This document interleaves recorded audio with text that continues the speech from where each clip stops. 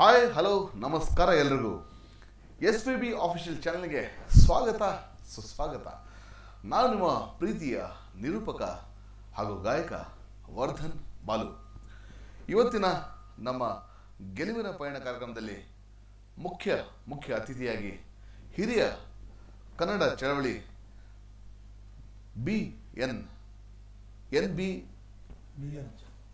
ಅಚ್ಚಪ್ಪ ಅವರು ಬಂದಿದ್ದಾರೆ ನಮ್ಮ ಎಸ್ ವಿ ಬಿ ಆಫೀಸ್ ಚಾನಲ್ಗೆ. ಅವರಿಗೆ ಸ್ವಾಗತ ಬಯಸೋಣ. ನಮಸ್ಕಾರ ಅಚ್ಚಪ್ಪ ಅವರೇ. ನಮಸ್ಕಾರ ಸರ್. ಹೇಗಿದ್ದೀರಾ? ಚೆನ್ನಾಗಿದ್ದೀನಿ ಸರ್. ಎಸ್, ಹೇಗೆ ಅನಿಸ್ತಾ ಇದೆ ನಮ್ಮ ಚಾನಲ್ ಇವತ್ತು ಬಂದಿದ್ದೀರಾ? ನಿಮ್ಮ ಚಾನಲ್ ನೋಡಿ ತುಂಬ ಖುಷಿ ಆಯಿತು. ಕನ್ನಡದ ಬಗ್ಗೆ ಇಷ್ಟೊಂದು ಅಪಾರ ಅಭಿಮಾನ ನಿಮಗೆ ಹೃದಯಪೂರ್ವಕವಾಗಿ ನಾನು ಸ್ವಾಗತ ಬಯಸ್ತೇನೆ. ಹೇಳಿ ಸರ್. Yes sir. ತುಂಬ ಸಂತೋಷ ಸರ್. Yes sir. ಸೊ ತಾವು ಇವತ್ತಲ್ಲ, ಸಾಕಷ್ಟು ವರ್ಷಗಳಿಂದ ತಾವು ಹೋರಾಟ ಮಾಡ್ತಾ ಬಂದಿದ್ದೀರಾ. ಹೌದು ಆ ಹೋರಾಟಕ್ಕೆ ನಿಜಕ್ಕೂ ನಮಗೆ ಹೆಮ್ಮೆ ಅನ್ನಿಸ್ತಾ ಇದೆ. ಇವತ್ತು ನಮ್ಮ ಚಾನಲ್ಗೆ ತಾವು ಬಂದಿದ್ದೀರಾ. ಸೊ ಮಗದೊಮ್ಮೆ ನಿಮಗೆ ಸ್ವಾಗತ ಸರ್. ನಮಸ್ಕಾರ ಸರ್. ಇವತ್ತಿನ ನಮ್ಮ ಕಾರ್ಯಕ್ರಮದಲ್ಲಿ ತಾವು ಆಗಮಿಸಿದ್ದೀರಾ.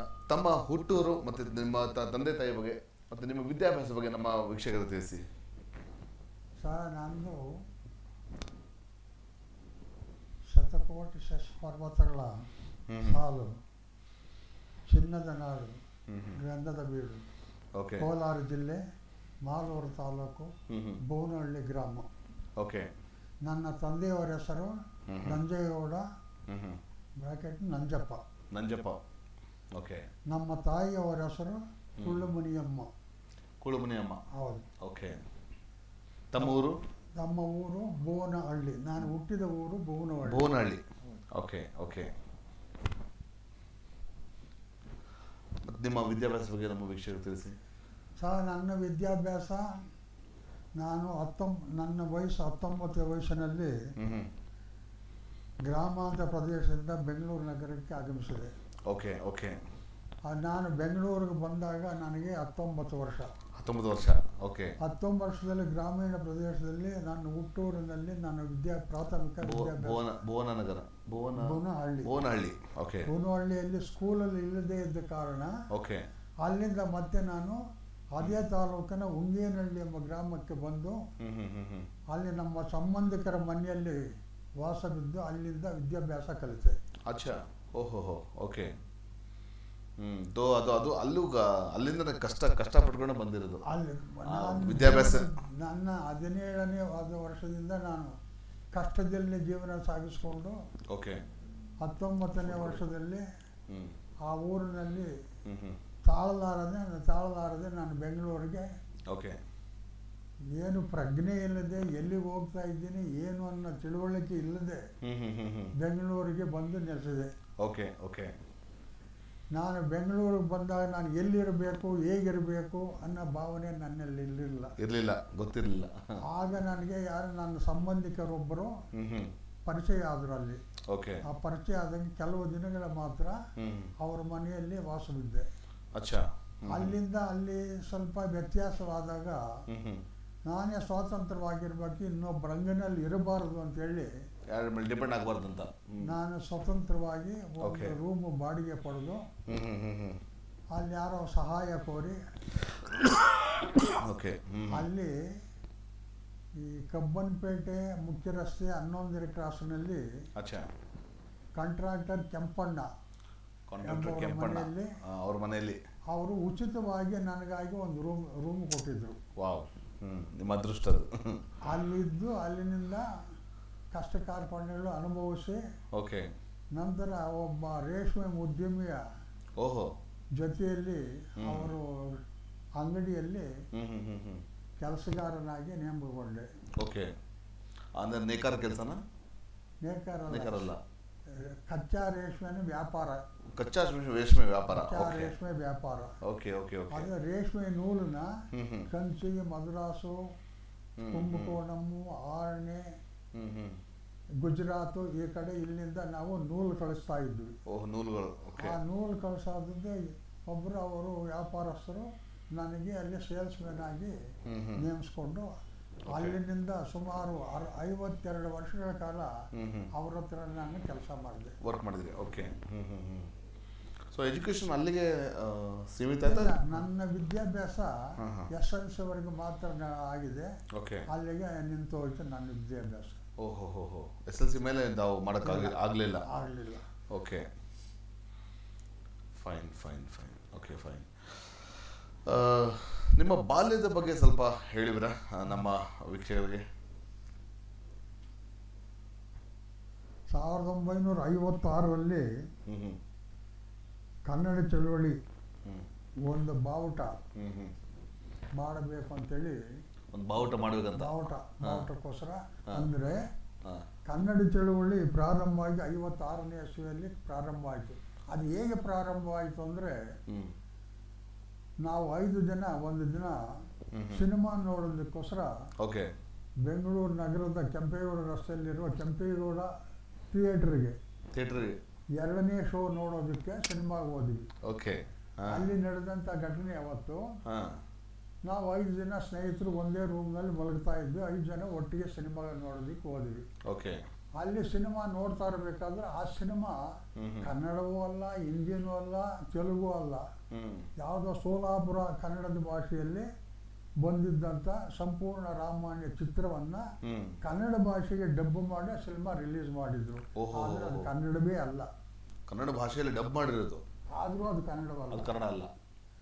ಆಗ ನಾವು ಏನು ಬಂದಿದ್ವಿ, ನಾವು ಎಲ್ಲಿದ್ದೀವಿ, ನಾವು ಏನು ಯಾವ ಭಾಷೆ ಇದು ಅಂತ ಅರ್ಥವಾಗಿದ್ರೆ ಮಧ್ಯಾಹ್ನ ಇಂಟರ್ವ್ಯೂಲ್ ಸಮಯದಲ್ಲಿ ನಾವು ಹೊರಗಡೆ ಬಂದು ಜಲ್ಲಿ ಕಲ್ಲುಗಳು ಜೋಬ್ನಲ್ಲಿ ತುಂಬಿಕೊಂಡು ಥಿಯೇಟರ್ ಒಳಗಡೆ ಹೋದ್ವಿ. ಓ ಮೈ ಗಾಡ್, ಏನದು ಕಾರಣ ಏನು ಅದಕ್ಕೆ?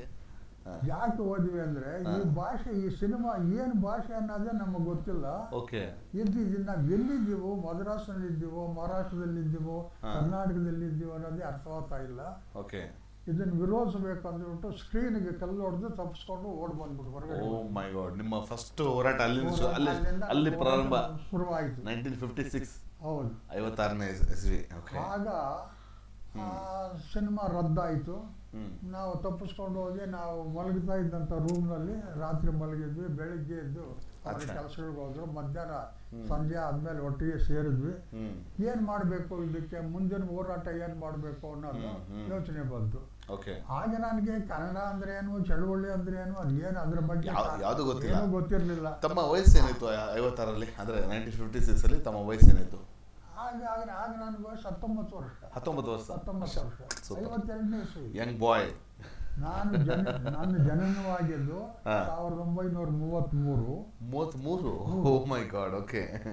ಸ್ವಾತಂತ್ರ್ಯ ಬರೋದಕ್ಕೆ ಮೊದಲು 14 ವರ್ಷ ಮೊದಲು ನಾನು ಬೆಂಗಳೂರಿಗೆ ಬಂದಿದ್ದು. ಓಕೆ.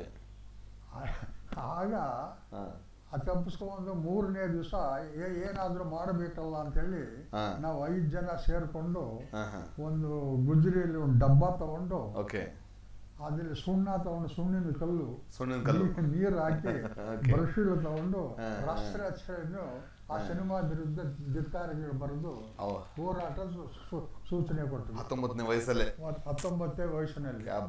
ಆಗ್ಲೇ ನನಗೆ ಹೋರಾಟದ ಅನುಭವ ಅಲ್ಲಿಂದ ಶುರು ಆಯ್ತು. ಅಲ್ಲಿಂದ ಆಮೇಲೆ ಅದು ಬರೆದು ಕೆಂಪೇಗೌಡ ರಸ್ತೆ ಮೇಲೆ, ರೈಲ್ವೆ ನಿಲ್ದಾಣದ ಮುಂಭಾಗ, city market, Shivajinagar market, corporation circle, ಇಲ್ಲೆಲ್ಲ ಸುಂದದಲ್ಲಿ ಬರೆದು ಇದಕ್ಕೆ ಒಂದು ಹೋರಾಟ ಮಾಡೋದಕ್ಕೆ ಒಂದು ತೀರ್ಮಾನ ಮಾಡಿದ್ವಿ. ಆ ಹೋರಾಟ ಮಾಡೋಕ್ಕೆ ತೀರ್ಮಾನ ಮಾಡಿದಾಗ ಏನಾಯ್ತು ಅಂದ್ರೆ, ಇದನ್ನು ಹೆಂಗೆ ಹೋರಾಟ ಮಾಡಬೇಕು, ಏನ್ ಮಾಡಬೇಕು, ಅವಾಗ ನಾವಿನ್ನ ಚಿಕ್ಕ ವಯಸ್ಸು, ಚಿಕ್ಕ ಹುಡುಗರು, ಏನೇನೋ ಗೊತ್ತಿಲ್ಲ. ಆಗ ನಾವು ಒಂದು ತೀರ್ಮಾನ ಮಾಡಿದ್ವಿ, ಇದನ್ನ ಒಂದು ಪ್ರಚಾರ ಕೊಡೋದಕ್ಕೋಸ್ಕರ ಒಂದು ಸೈಕಲ್ ಮೆರವಣಿಗೆ ಮಾಡಬೇಕು ಅಂತೇಳಿ ತೀರ್ಮಾನ ಮಾಡಿ, ಸೈಕಲ್ ಮೆರವಣಿಗೆ ಮಾಡಬೇಕಾದ್ರೆ ಅದಕ್ಕೆ ನಾನು ಒಂದು ಬಾವುಟ ಬೇಕಲ್ಲ, ಬಾವುಟ ಕಟ್ಟಬೇಕು ಅಂತ. ಬಾವುಟ ಯಾವ್ದು ನಿರ್ಧಾರ ಆಗಿಲ್ಲ, ಯಾವುದೇ ಬಾವುಟಗಳಿರಲಿಲ್ಲ. ಮಾಮೂರ್ತಿ ಅವರು ಇನ್ನೂ ನಿಮಗೆ ಸಿಕ್ಕಿರಲಿಲ್ಲ. ಆಗ ಬಾವುಟ, ಮೊದಲು ಬಾವುಟ ಹೇಳ್ತೀನಿ, ಈಗ ಅದು ಅಲ್ಲಿಂದ ಬರ್ತೀನಿ. ಅದು ಇಲ್ಲ, ನಮಗೆ ಪ್ರತಿಯೊಂದು ಮೂಲದಿಂದ ಬೇಕು, ಯಾಕಂದ್ರೆ ಹಾಗೆ ಬರ್ತೀನಿ ನಿಮ್ಮ ಅನುಭವ ಪ್ರಕಾರ. ಅದು ನಡ್ಕೊಂಡ್ ಬಂದಾಗ ಬಾವುಟ ಮಾಡಬೇಕು ಅಂತೇಳಿ ತೀರ್ಮಾನ ಮಾಡಿದ್ವಿ. ತೀರ್ಮಾನ ಮಾಡ್ಬೇಕಾದ್ರೆ ಬಾವುಟ ಹೆಂಗಿರ್ಬೇಕು, ಯಾರು ಬಾವುಟ ಮಾಡೋದು, ಅದು ಯಾವ ತರ ಬಾವುಟ ಮಾಡ್ಬೇಕು ಅಂತೇಳಿ ಅವತ್ತು ರಾತ್ರಿ ಎಲ್ಲ ನನಗೆ ಅದೇ ಚಿಂತನೆ. ರೂಮ್ನಲ್ಲಿ ಮಲಗಿರ್ಬೇಕು, ಅದೇ ಚಿಂತನೆ ಆಯಿತು. ಓಕೆ. ಆಮೇಲೆ 2ನೇ ದಿವಸ ಬೆಳಿಗ್ಗೆ ಒಬ್ಬರನ್ನ ಕೇಳಿದೆ ಅಲ್ಲಿ. ಕೇಳಿದಾಗ ಇದು ನಮಗೆ ಗೊತ್ತಿಲ್ಲ, ನೀವು ಕನ್ನಡ ಸಾಹಿತ್ಯ ಪರಿಷತ್ ಆಸ್ಪತ್ರೆನ ಅಧ್ಯಕ್ಷರು ಒಬ್ಬರಿದ್ದಾರೆ, ಓಕೆ, ಅವ್ರ ಆಫೀಸ್ಗೆ ಹೋದ್ರೆ ನಿಮ್ಗೆ ಏನಾದರೂ ಮಾಹಿತಿ ಸಿಗಬಹುದು ಅಂತೇಳಿ ಒಬ್ರು ಹೇಳಿದ್ರು. ಅದನ್ನು ತಿಳ್ಕೊಂಡು ನಾನು ಕನ್ನಡ ಸಾಹಿತ್ಯ ಪರಿಷತ್ತು ಅವರ ಅಧ್ಯಕ್ಷರು ಶಿವಮೂರ್ತಿ ಸರಿ, ಅವರ ಮನೆ ಎಲ್ಲಿದೆ ಅಂತೇಳಿ, ಅವರ ಆಫೀಸ್ ಎಲ್ಲಿದೆ, ಅವ್ರು ಎಲ್ಲಿ ಸಿಗ್ತಾರೆ ಅಂತೇಳಿ ವಿಚಾರ ಮಾಡಿದಾಗ ಅವರು ಆಫೀಸು ಇಲ್ಲಿ ಮನೆ ಎರಡೂ ಒಂದೇ.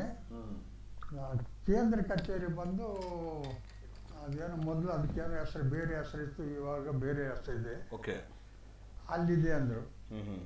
ಸರಿ, ಅಲ್ಲಿ ಹೋದೆ. ಅವರು ಆಫೀಸ್ನಲ್ಲಿ ಇರಲಿಲ್ಲ, ಎಲ್ಲಿ ಸಿಗ್ತಾರೆ ಅಂತೇಳಿ ವಿಚಾರ ಮಾಡಿದಾಗ ಹಿಂಗೆ ರಂಗಸ್ವಾಮಿ ಗುಡಿ ಬೀದಿ ಬಳೆಪೇಟೆ ಹತ್ರ ಅವ್ರದ್ದು ಆಫೀಸ್ ಮನೆ ಇದೆ, ಆ ಮನೆಗೆ ಹೋಗಿ ಅಲ್ಲಿ ಸಿಗ್ತಾರೆ ಅವರು, ಅವ್ರ ಹತ್ರ ವಿಚಾರ ಮಾಡ್ರಿ ಅಂದರು. ಸರಿ, ಅಲ್ಲಿಂದ ಅವ್ರ ಮನೆಗೆ ಬಂದು ಅವ್ರು ಸಿಕ್ಕಿದ್ರು.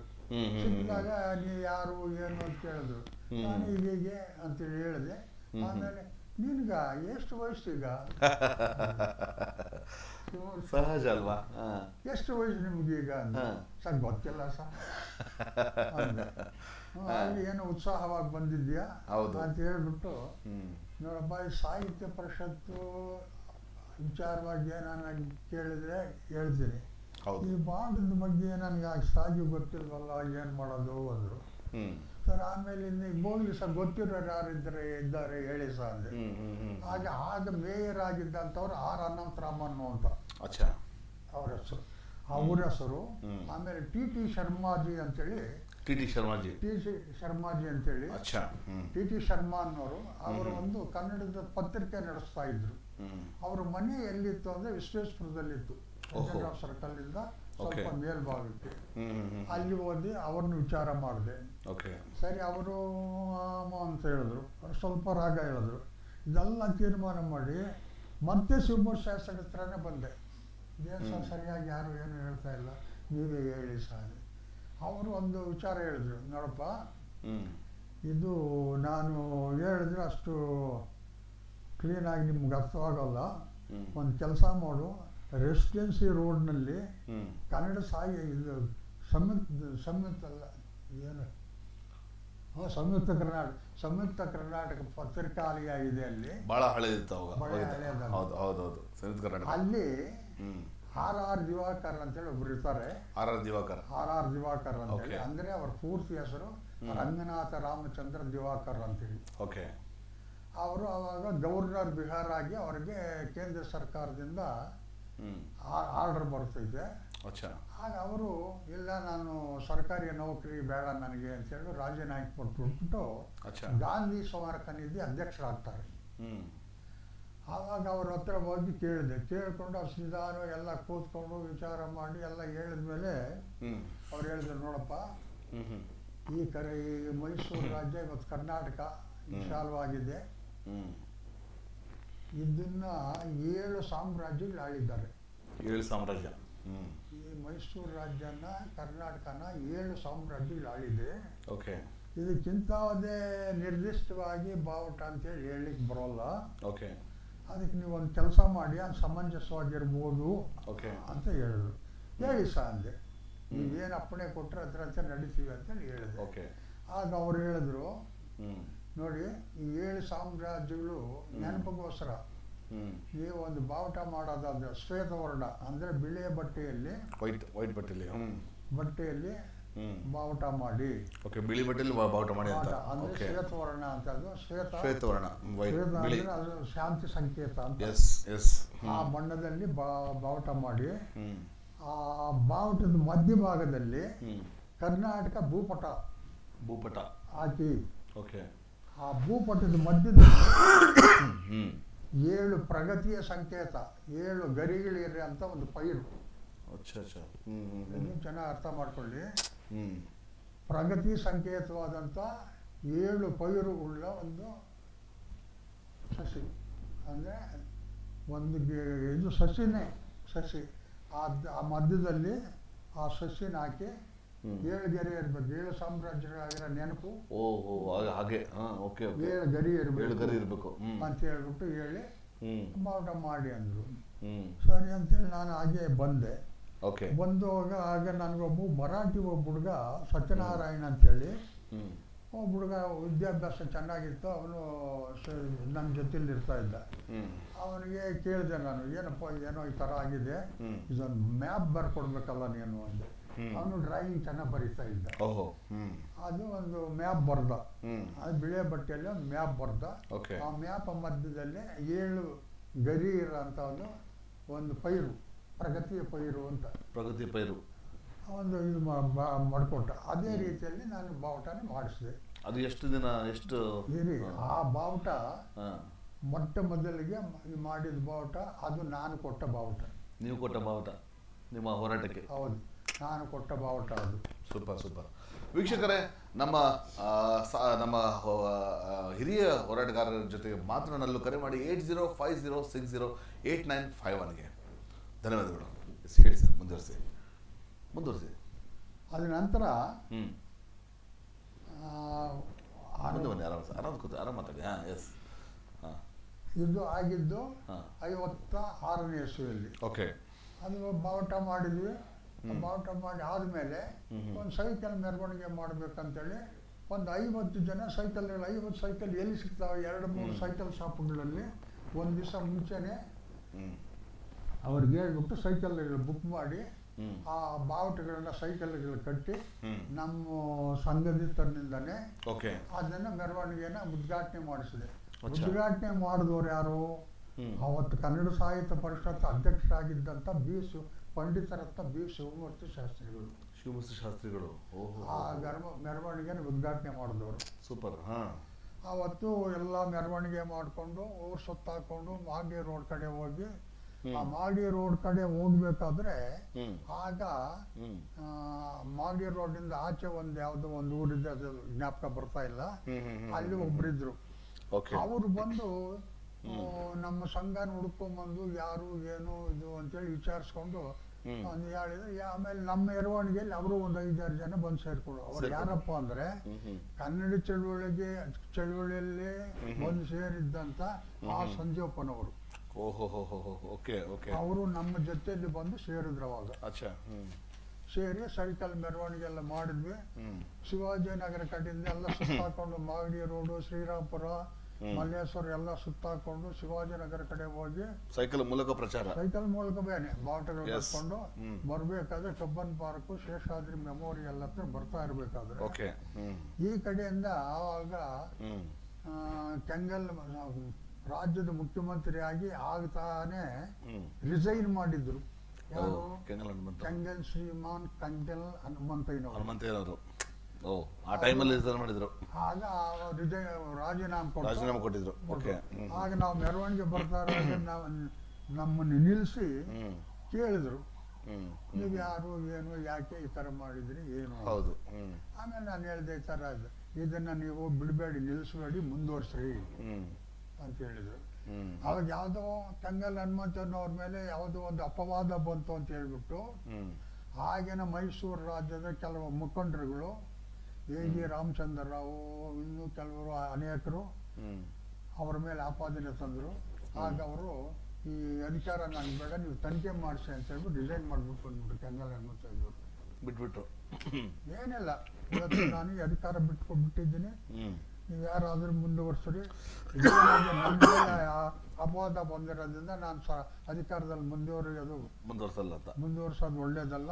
ನಾನು ಈಗಲೇ ಈ ತಕ್ಷಣ ರಾಜೀನಾಮೆ ಕೊಡ್ತೀನಿ, ನೀವು ಮುಂದುವರ್ಸಿ ಅಂತೇಳಿ ಹೇಳ್ಬಿಟ್ಟು ಇದು ಅವರು ನಮಗೆ ಹೇಳಿದ್ದು ಇದೆಲ್ಲ ಆಯಿತು, ಮುಂದುವರಿತು. ಅದಾದ ನಂತರ ಮತ್ತೆ 60ನೇ ಇಸ್ವಿ ಕೆಲವು ಘಟನೆಗಳು ಹೇಳ್ತೀನಿ. ಅದನ್ನ ಕಂಟಿನ್ಯೂ ಮಾಡ್ಬೇಕಾದ್ರೆ 3 ದಿವಸ ಬೇಕಾಗುತ್ತೆ. ಹಾಗಾಗಿ ಅದು ಮುಖ್ಯವಾದ ಘಟನೆಗಳು ಕೆಲವು ಹೇಳ್ತೀನಿ. ಇದು 56ರಲ್ಲಿ ನಡೆದಂತ ವಿಚಾರಗಳಿದ್ದು. 60ನೇ ಇಸ್ವಿಯಲ್ಲಿ ಅದು ಬಾವುಟದಾಯ್ತಲ್ಲ. ಆಮೇಲೆ 60ನೇ ಇಸ್ವಿಯಲ್ಲಿ ಒಂದು ಕನ್ನಡ ಚಳುವಳಿ ಹೀಗೆ ಒಂದು ಸ್ವರ್ಣ ಸಂಚಿಕೆ ಅಂತೇಳಿ ಒಂದು ಪತ್ರಿಕೆ ಸ್ವರ್ಣ ಬಿಡುಗಡೆ ಸ್ವರ್ಣ ಮಾಡ್ಬೇಕು. ಸಂಚಿಕೆ ಅಚ್ಚಾ ಸ್ವರ್ಣ ಸಂಚಿಕೆ ಅಂತ ಬಿಡುಗಡೆ ಮಾಡಬೇಕಂತೇಳಿ ತೀರ್ಮಾನ ಮಾಡಿದ್ವಿ. ಆ ತೀರ್ಮಾನ ಮಾಡಿದಾಗ ಇದನ್ನು ಯಾರನ್ನ ಕರಿಬೇಕು, ಯಾರನ್ನ ಅಧ್ಯಕ್ಷತೆ ವಹಿಸ್ಬೇಕು ಅಂತೇಳಿ ತೀರ್ಮಾನ ಮಾಡಿದ್ವಿ. ಆಗ ಎಸ್ ನಿಜಲಿಂಗನಪ್ಪ ಅವರು, ಕೆಂಗಲ್ ಹನುಮಂತಯ್ಯನವರು, ಆರ್ ದಿವಾಕರ್ ಅವರು, ಇವರು 3 ಜನರನ್ನು ಕರೆಸಿ ನಗರದ ಕಾರ್ಪೊರೇಷನ್ ಆಫೀಸ್ ಹತ್ತಿಂದ ಕಬ್ಬನ್ಪೇಟೆ 11ನೇ ಕ್ರಾಸ್ವರೆಗೂ ಮೆರವಣಿಗೆ ಮಾಡ್ಕೊಂಡೋಗಿ ಕರ್ಕೊಂಡೋಗಿ ಅವ್ರಿಗೊಂದು ಅಲ್ಲಿ ಸಭೆ ಮಾಡಿ ಸ್ವರ್ಣ ಸಂಚಿಕೆ ಅಂತೇಳಿ ಒಂದು ಬಿಡುಗಡೆ ಮಾಡಿದ್ವಿ. ಆ ಸ್ವರ್ಣ ಸಂಚಿಕೆಯನ್ನ ರೂಪರೇಷೆ ಕೊಟ್ಟವರು ಬಿಜಾಪುರದ ಆದ್ಯ ರಾಮಾಚಾರ್ ಅವರು. ಅದಕ್ಕೆ ರೂಪರೇಷೆಗಳನ್ನು ಕೊಟ್ಟು ಸಂಯುಕ್ತ ಕರ್ನಾಟಕ ಪತ್ರಿಕಾಲಯದಲ್ಲಿ ಅದನ್ನು ಮುದ್ರಣ ಮಾಡಿಸಿ ಬಿಡುಗಡೆ ಮಾಡಿದ್ರು. ಸೂಪರ್, ಅದ್ಭುತ. ಅದು ಅಲ್ಲಿಗೆ ಒಂದು ಹಂತ 60ನೇ ಇಸ್ವಿಯಲ್ಲಿ ಇದು ನಡೀತೈತೆ. 1960. ಓಕೆ. ಆ ಕನ್ನಡ ಬಾವುಟ ಮಾಡಿದ್ದು ಮಾತ್ರ ನಿಜಕ್ಕೂ ಇವತ್ತಿಗೂ ಇತಿಹಾಸ ಹೇಳ್ತೀನಿ ಅಲ್ವಾ? ಅದಂಗೆ ಮುಂದೊಡಿತೈತಿ. S S S. ಅದಾದ ಮೇಲೆ ಕೆಂಗಲ್ ಹನುಮಂತರವರು ಏನ್ ಸಲಹೆ ಕೊಟ್ರು ನಿಮಗೆ? ಏನ್ ಸಲಹೆ ನೀಡಿದ್ರು? ಇಲ್ಲ, ಇದು ಕನ್ನಡ, ಇವತ್ತು ಕನ್ನಡ ಬೇಕು, ನೀವು ಹೋರಾಟ ಮಾಡ್ತಾ ಇರೋದು ತುಂಬಾ ಒಳ್ಳೆಯದು. ಇದು ನಂಗೆ ಬರ್ತೀನಿ, ಹೀಗೆ ಮಾಡ್ಕೊಂಡು ಬಂದ್ವಿ. ಅದಾದ 2ನೇ ವರ್ಷ ನಾವು ನಿಮಗೆ ಸ್ಟೆಪ್ ಬೈ ಸ್ಟೆಪ್ ಪ್ರಶ್ನೆ ಕೇಳ್ತಾ ಬರ್ತಾ ಇದ್ವಿ. 61ನೇ ಇಸ್ವಿಯಲ್ಲಿ ಮಿಸ್ ಆಗೋಗ್ಬಿಡುತ್ತೆ. 61ನೇ ಇಸ್ವಿಯಲ್ಲಿ 60ನೇ ಇಸ್ವಿಯಲ್ಲಿ ಅದಾಯ್ತು. 61ನೇ ಇಸ್ವಿ.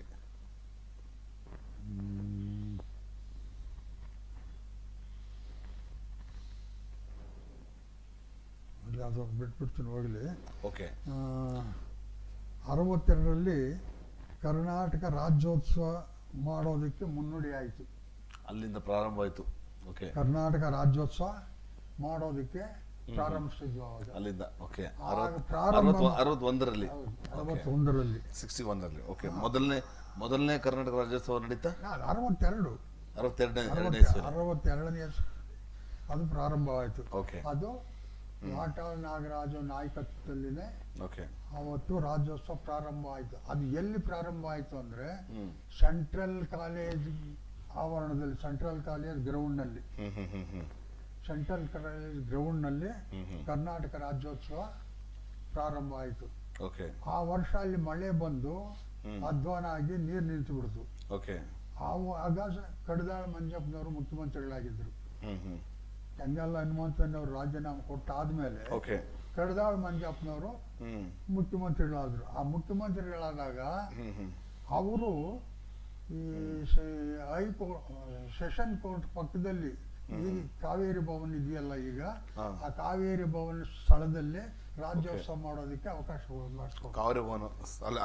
ಅದು ಮಾಡಿಕೊಟ್ಟವರಂದ್ರೆ SR ಕಂಠಿಯವರು. SR ಕಂಠಿಯವರ ಕಾಲದಲ್ಲಿ ಅದಾಯ್ತು. ಅಲ್ಲಿ ನಾನು ಪ್ರತಿ ವರ್ಷನೂ ರಾಜ್ಯೋತ್ಸವ ಅಲ್ಲೇ ನೆರವೇರಿಸ್ಕೊಂಡು ಬರ್ತಾ ಇದ್ವಿ. ಆ ರಾಜ್ಯೋತ್ಸವ ನೆರವೇರಿಸ್ಕೊಂಡು ಬರ್ಬೇಕಾದ್ರೆ ಅದರಲ್ಲಿ ನಂದು ಮುಖ್ಯ ಪಾತ್ರ. ಆ ಜವಾಬ್ದಾರಿನ ವಾಟಾಳ್ ನಾಗರಾಜ್ ಅವರು ನನಗೆ ವಹಿಸಿದ್ರು. ಅವರು ಹೌದು. ಅಲ್ಲಿ ರಾಜ್ಯೋತ್ಸವಕ್ಕೆ ಏನೇನು ಸಲಕರಣೆಗಳಾಗಬೇಕು, ಏನೇನು ಕೆಲಸ ಕಾರ್ಯಗಳಾಗಬೇಕು, ಅದನ್ನೆಲ್ಲ ಮುಂದೆ ನಿಂತು ಮಾಡಿಸೋಂಥ ಜವಾಬ್ದಾರಿ, ರಾಷ್ಟ್ರ ಧ್ವಜಾರೋಹಣ ಮಾಡೋದು ಮೊದಲುಗೊಂಡು ಎಲ್ಲಾನು ನನ್ನ ಜವಾಬ್ದಾರಿಯಲ್ಲಿ ಮಾಡೋದಕ್ಕೆ ಏರ್ಪಾಡು ಮಾಡಿಕೊಟ್ರು ಅವರು. ಆದ್ರೆ ಅವರು ನನಗೆ ಕೊಟ್ಟಿದ್ದಂಥ ಜವಾಬ್ದಾರಿಗಳು ಅಷ್ಟೇ ಜಾಣತನದಿಂದ ಬುದ್ಧಿವಂತಿಕೆ ನಿರ್ವಹಿಸ್ಕೊಂಡು ಬಂದಿದ್ದೀನಿ ನಾನು. ಯಾಕೆಂದ್ರೆ ಅವ್ರಿಗೆ ಏನೇ ತಪ್ಪಾಗಿರ್ಲಿ ಆ ತಪ್ಪನ್ನು ನನ್ನ ಮೇಲೆ ಹಾಕೊಳ್ತಾ ಇದ್ದೆ. ನನ್ನ ಮೇಲೆ ಹಾಕೊಳ್ತಾ ಇದ್ದೆ. ಅವ್ರ ತಪ್ಪು ಏನೂ ಇರಲಿಲ್ಲ. ಆ ತರ ನಡ್ಕೊಂಡು ಬಂದ್ವಿ, ಅದೇ ತರ ಮಾಡ್ಕೊಂಡು ಬಂದ್ವಿ. ಒಂದು ಸಾರಿ ಏನಾಯ್ತಂದ್ರೆ ರಾಜ್ಯೋತ್ಸವ ನಡಿಬೇಕಾದ್ರೆ ಆಗ ದುಡ್ಡು ಕಷ್ಟ. ಯಾರ ಹತ್ರ ಹೋಗಿ ₹1 ಕೇಳ್ತಾ ಇರಲಿಲ್ಲ, ₹1 ತರ್ತಾ ಇರ್ಲಿಲ್ಲ. ಆಗ ಕಷ್ಟ ಆಯ್ತು. ಎಲ್ಲ ವ್ಯವಸ್ಥೆಗಳು ಮಾಡಿಬಿಟ್ಟಿದ್ದೀವಿ. ನಾಳೆ ರಾಜ್ಯೋತ್ಸವ, ಇವತ್ತು ಚಪ್ಪರದ ಕಂಬಗಳು ಕೆಲವು ದಾಟಿದ್ದಾರೆ, ಸಲಕರಣೆಗಳಿಲ್ಲ, ವ್ಯವಸ್ಥೆಗಳಿಲ್ಲ. ಆಗ ವಾಟಾಳ್ ನಾಗರಾಜ್ ಅವರು ನಾನು ಎಲ್ಲ ಸೇರಿಕೊಂಡು ತಾವು ಮೊದಲಿಗೆ ಫಸ್ಟ್ ಟೈಮ್ ತಾವು ವಾಟಾಳ್ ನಾಗರಾಜ್ ಅವ್ರನ್ನ ಭೇಟಿಯಾಗಿದ್ದು ಇಲ್ಲಿ? ಯಾರು? ತಾವು ಭೇಟಿಯಾಗಿದ್ದು? ನಾನು ಮೀಟ್ ಆಗಿದ್ದೆ. ವಾಟಾಳ್ ನಾಗರಾಜ್ ಅವ್ರನ್ನ ಮೀಟ್ ಆಗಿದ್ದು ಅದು ಹೇಳಿಲ್ವಲ್ಲ. ಹೌದು, ಯಾಕಂದ್ರೆ ಅಲ್ಲಿಂದ ಪ್ರಾರಂಭ ಆಗ್ಬೇಕು ನಾವು. ವಾಟಾಳ್ ನಾಗರಾಜ್ ಅವ್ರು 62 ನಿಮ್ಮ ಮತ್ತು ಅವರ ಪರಿಚಯ ಹೇಗಾಯ್ತು ಅನ್ನೋದು ಬೇಕು. ಅದೇ ಅವ್ರಿಗೆ ನಾನು 1962ರಲ್ಲಿ ಅವರು ರಾಜ್ಯೋತ್ಸವ ಮುನ್ನುಡಿ ಬರೆದು ರಾಜ್ಯೋತ್ಸವ ಮಾಡಿದ್ರು. ಆಗ ನನಗೆ ವಾಟಾಳ್ರಿಗೆ ನನಗೆ ಅಷ್ಟು ಪರಿಚಯ ಇರಲಿಲ್ಲ.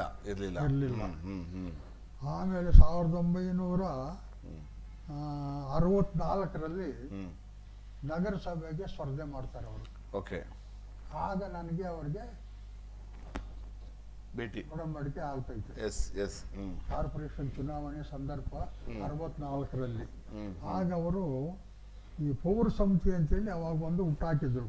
KM ನಾಗಣ್ಣವರು, ಇನ್ನೊಬ್ರು ಬಸಪ್ಪ ಅಂತೇಳಿ ಒಬ್ರು, ಇನ್ನು ಕೆಲವರೆಲ್ಲ ಸೇರ್ಕೊಂಡು ಪೌರ ಸಮಿತಿ ಅಂತೇಳಿ ಒಂದು ಸಮಿತಿಯನ್ನು ರಚನೆ ಮಾಡಿ ಆ ಸಮಿತಿ ಹೆಸರಿನಿಂದ ಚುನಾವಣೆಗೆ ಸ್ಪರ್ಧೆ ಮಾಡ್ತಾ ಇದ್ರು.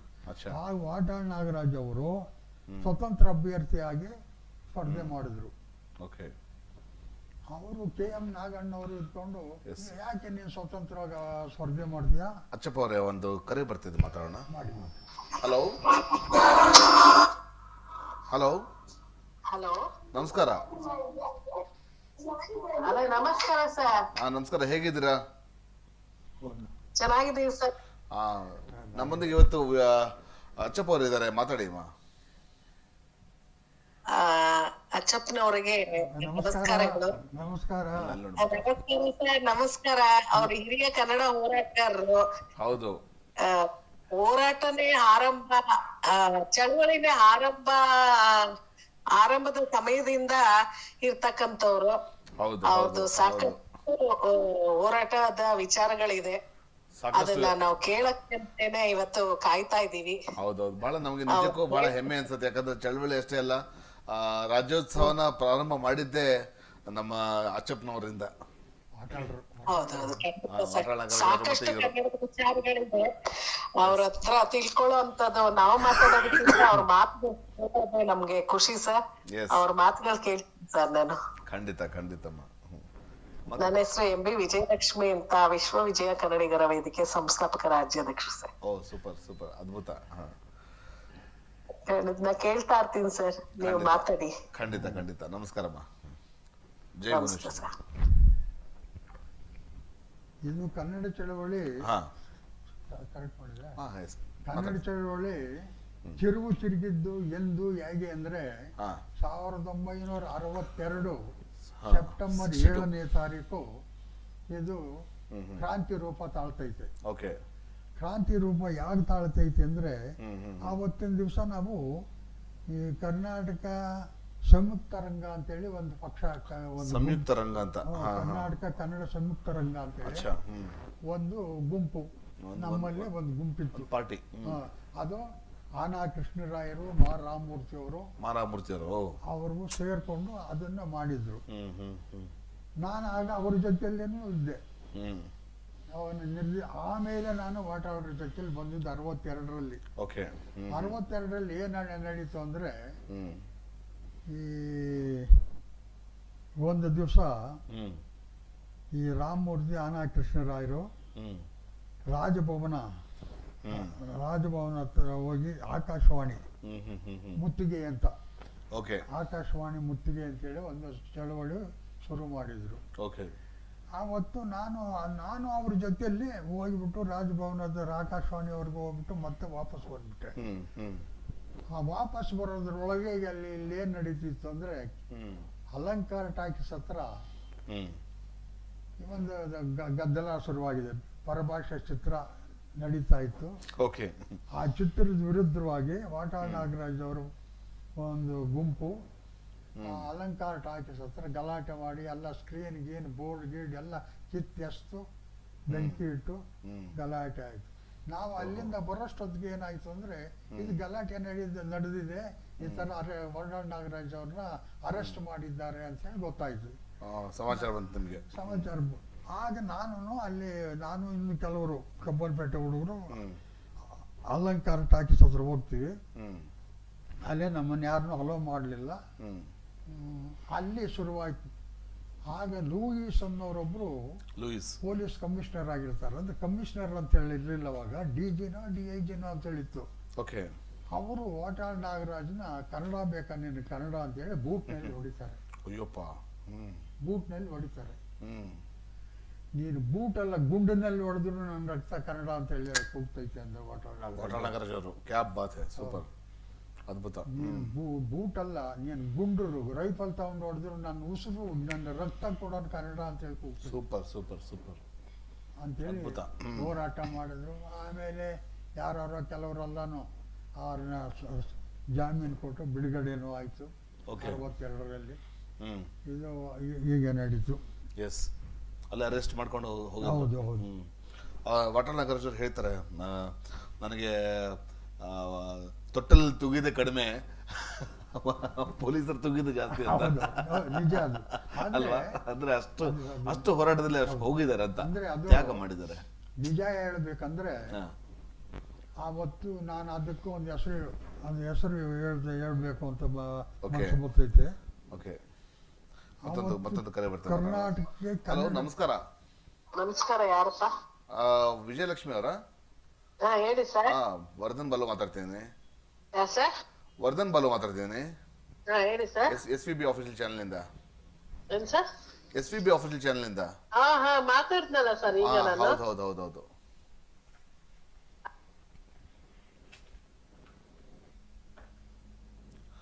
ಹೇಳಿ ಸರ್, ಮುಂದುವರಿಸಿ ಸರ್. ಇದಾಯಿತು 62ರದಾಯಿತು. 62ರಲ್ಲಿ ಸಿಟಿ ಇನ್ಸ್ಟಿಟ್ಯೂಟ್ ಅಂತೇಳಿ ಅಲ್ಲಿ ಶ್ರೀರಾಮನವಮಿ ರಾಮೋತ್ಸವ ನಡೀತಾ ಇತ್ತು. ಅದು ಆಗ ಸುಮಾರು 3 ತಿಂಗಳು 4 ತಿಂಗಳು ನಡೆಯೋದು. ಸಿಟಿ ಇನ್ಸ್ಟಿಟ್ಯೂಟ್ ಪಕ್ಕದಲ್ಲಿ. ಆಗ ಅವತ್ತು ಇದು ನಡೆಸ್ತಾ ಇದ್ದವ್ರು ಅಂದ್ರೆ MS ಒಂದು ಸೆಕೆಂಡ್, ಆನಾ ರಾಮರಾವ್ ಅಂತ. ಆನಾ ರಾಮರಾವ್ ಅಂತೇಳಿ ಅದನ್ನ ಮುಖ್ಯಸ್ಥರಾಗಿ ನಿಂತು ಅದು ನಡೆಸ್ತಾ ಇದ್ರು. ಮಾರಾಮೂರ್ತಿ ಅವ್ರ ಜೊತೆ ಇದ್ರಲ್ವ ಅದು? ಹೌದು, ಅವ್ರ ಜೊತೆ ಇದ್ರು. ಅವರು ಆನಾ ಕೃಷ್ಣರಾಯರು, ಅವ್ರದ್ದೊಂದು ಗುಂಪು. ನಾವು ಅವಾಗ ನಾನು ಆನಾ ಕೃಷ್ಣರಾಯರ ಜೊತೆಲ್ಲೂ ಹೋಗ್ತಾ ಇದ್ದೆ. 62ನೇ ಇಸ್ವಿ ಸೆಪ್ಟೆಂಬರ್ನಿಂದ ನಾನು ಆನಾ ಕೃಷ್ಣರಾಯರ ಜೊತೆ ಬಿಟ್ಬಿಟ್ಟೆ. ಯಾವಾಗ ವಾಟಾಳ್ ನಾಗರಾಜನ ಬೂಟೇಟ್ ಹೊಡೆದ್ರು ಅವತ್ತು ಇವರೇ ಗಂಡು, ಕರ್ನಾಟಕದ ಗಂಡು ಅಂತೇಳಿ ಸ್ಟ್ರಾಂಗ್ ಪರ್ಸನ್ ಬಿಟ್ರೆ ಇನ್ನಂತ ಹೋರಾಟಗಾರ ಇನ್ನು ಕರ್ನಾಟಕದಲ್ಲಿ ಹುಟ್ಟಿಲ್ಲ, ಮುಂದೆ ಹುಟ್ಟುವುದಿಲ್ಲ ಅಂತೇಳಿ ಅವತ್ತಿಂದ ನಾನು ನಿಮ್ಗೆ ಅವತ್ತು ಅನಿಸ್ತು ಸಕ್ರಿಯವಾಗಿ ವಾಟಾಳ್ ನಾಗರಾಜ್ ಜೊತೆ ಸೇರಿ ಬಂದೆ. ಸೂಪರ್.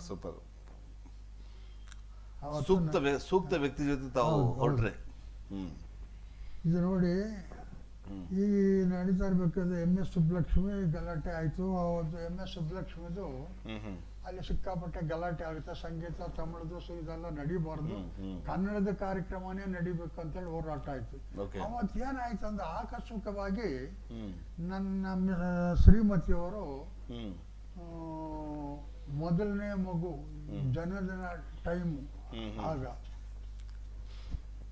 ನಮ್ಮ ಶ್ರೀಮತಿಯವರ ಅಕ್ಕ ಬಂದು ಇಲ್ಲಿ ನಮ್ಮ ಮನೆಯಲ್ಲಿ ನೋಡ್ಕೊಳ್ಳೋದಕ್ಕೆ ಬಂದಿದ್ರು. ಈ ಡಾಕ್ಟ್ರಿ ಒಬ್ರು ಯಾರು ಏನು ಹೇಳಿದ್ರು, ಇನ್ನೊಂದು ಜನ ಲೇಟ್ ಆಗುತ್ತೆ ಡೆಲಿವರಿ ಆಗೋದು ಅಂತ ಏನೋ ಹೇಳಿದ್ದಾರೆ. ಸರಿ, ನಾನು ಊರಿಗೆ ಹೋಗ್ಬಿಟ್ಟು ಮತ್ತೆ ಬರ್ತೀನಿ ಅಂದ್ರೆ ಅವ್ರನ್ನ ಕರ್ಕೊಂಡು ಹೋಗಿ ಯಾವಾಗ ಗೌರ್ಮೆಂಟ್ ಬಸ್ಗಳಿರ್ಲಿಲ್ಲ. ಕಳಾಸಪಾಳ್ಯದಲ್ಲಿ ಸಿವಿಲ್ ಬಸ್ಸು ಹತ್ತಿಸ್ಬಿಟ್ಟು ಹೋಗು ಅಂತೇಳಿ ಕಳಿಸ್ಬಿಟ್ಟು ವಾಪಸ್ ಬರ್ತಾ ಇದ್ದೆ. ವಾಪಸ್ ಬಂದಾಗ ಏನಾದ್ರು ಸಿಟಿ ಯೂನಿವರ್ಸಿಟಿ ಹತ್ರ ಗಲಾಟೆ ಶುರುವಾಗಿ ಆ ಗಲಾಟೆ ಶ್ರೀರಾಮ್ಪುರ ನಾಗಪ್ಪ ಬ್ಲಾಕ್ನಲ್ಲಿ ದೊಡ್ಡ ಗಲಾಟೆ ಆಗಿ ಸಿಕ್ಕಾಪಟ್ಟೆ ಗಲಾಟೆ ಅಂದ್ರೆ ಅಂತಿಂತ ಗಲಾಟೆ ಅಲ್ಲ, ಅಷ್ಟು ಭಯಂಕರವಾದ ಗಲಾಟೆ ನಡೀತಲ್ಲಿ. ಅವತ್ತು ಆ ಹೋರಾಟದಲ್ಲಿ ಮತ್ತೆ ಮಧ್ಯದಲ್ಲಿ ಸಿಗಾಕೊಂಡೆ. ಓಹೋ. ಮೊದಲ ಸಲ ಸಿಗಾಕೊಂಡು ಅಲ್ಲಿ ಒಬ್ರು ತಮಿಳರನ್ನು ಸ್ವತಂತ್ರ ಪಾಳ್ಯ ಅಂತ ಹೇಳಿದೆ.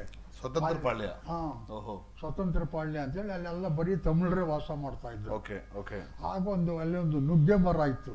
ಹ್ಮ್. ಅವ್ನು ಯಾವನೋ ಒಬ್ಬ ತಮಿಳರನ್ನು ಆ ಮುಗ್ಗೆ ಮರದ ಕೊಂಬೆಯನ್ನು ಮುರಿದು ಆ ಕೊಂಬೆಯಲ್ಲಿ ಒಬ್ಬರು ಚಳುವಳಿಗಾರನ ಬುರುಡೆ ತಲೆ ಮೇಲೆ ಹೊಡೆದು ಬಿಟ್ಟ. ಓ ಮೈ ಗಾಡ್. ಹ್ಮ್. ಆಗ ಅವನ ತಲೆಯಲ್ಲಿ ರಕ್ತ ಸಾವ ಆಗೋದಕ್ಕೆ ಶುರುವಾಯಿತು. ಅವನ್ನೇನೋ ಇದು ಮಾಡಿ ಅಲ್ಲಿಂದ ವಿಕ್ಟೋರಿಯಾ ಆಸ್ಪತ್ರೆಗೆ ಅವನ್ನ ಕರ್ಕೊಂಡು ಹೋಗಿ. ಕರೆ ಬರ್ತದೆ, ಮಾತಾಡೋಣ. ನಮಸ್ಕಾರ. ಹಲೋ, ನಮಸ್ಕಾರ ಕೇಳಿಸುತ್ತಾ ಮೇಡಮ್? ನಮಸ್ಕಾರ, ಕೇಳಿಸ್ತಿದೆ, ಹೇಳಿ. ಸರಿ, ಒಂಟ್ರ ಇದ್ದೀರಾ? ಇದೆ ಲೈವ್ ನಡೀತಾ ಇದೆ, ಕಾರ್ಯಕ್ರಮ ನಡೀತಾ ಇದೆ. ಕಾರ್ಯಕ್ರಮ ನಡೀತಾ ಇದೆಯಾ? ಬನ್ನಿ ಬನ್ನಿ ಬನ್ನಿ ಬನ್ನಿ. ಲೈವಾ? ಹೌದೌದು, ಬನ್ನಿ ಬನ್ನಿ. ನಾನು ಇವಾಗ ಎಲ್ಲಿ ಬರ್ಬೇಕು ಕರೆಕ್ಟಾಗಿ? ನಿಮಗೆ ಲೊಕೇಶನ್ ಶೇರ್ ಮಾಡಿದೆನಲ್ಲ, ಅಲ್ಲಿ ಬನ್ನಿ. ಲೊಕೇಶನ್ ಜಯ ಹಾ, ಮಾತಾಡಿ ಸರ್, ಹೇಳಿ. ಯಾರು? ಅದೇ ಲಕ್ಷ್ಮಮ್ಮ ಅವ್ರಲೇ. ಎಸ್, ನಿಮ್ಮ ಅಭಿಮಾನಿ, ನಿಮ್ಮನ್ನು ನೋಡಕ್ ಬರ್ತಿದ್ದಾರೆ. ಎಸ್. ಆ ಮೆರವಣಿಗೆಯಲ್ಲಿ ಸಿಗಾಕೊಂಡು ಅವ್ರನ್ನ ಏಡ್ಸ್ ಇದ್ದವ್ರನ್ನ ವಿಕ್ಟೋರಿಯಾ ಹಾಸ್ಪಿಟ್ಲಲ್ಲಿ ಅಡ್ಮಿಟ್ ಮಾಡಿಬಿಟ್ಟು ಮತ್ತೆ ನಾನು ಮನೆಗೆ ಹೋಗ್ತೀನಿ. ಆಗ ನನ್ನ ಮನೆ ಎಲ್ಲಿತ್ತು ಅಂದ್ರೆ ಶ್ರೀರಾಮಪುರದಲ್ಲಿ ಹರಿಶ್ಚಂದ್ರ ಘಾಟ್ನಿಂದ ಮುಂದೆ ಮರಿಯಪ್ಪನ ಪಾಳ್ಯ ಅಂತಿದೆ. ಅಲ್ಲಿ ಒಂದು ಬಾಡಿಗೆ ಮನೆ, ಸದ್ಯಕ್ಕೆ ಅಂತೇಳಿ ಒಂದು ಬಾಡಿಗೆ ಮನೆ, ಮದುವೆ ಆಗಿರೋ 1 ವರ್ಷ 2 ವರ್ಷ ಆಗಿತ್ತು. ಅವಾಗ ಮನೆ ಎಲ್ಲಿ ಸಿಕ್ಕಿದ್ರು ಅಲ್ಲಿ ಮನೆ ಮಾಡಿದ್ದೆ.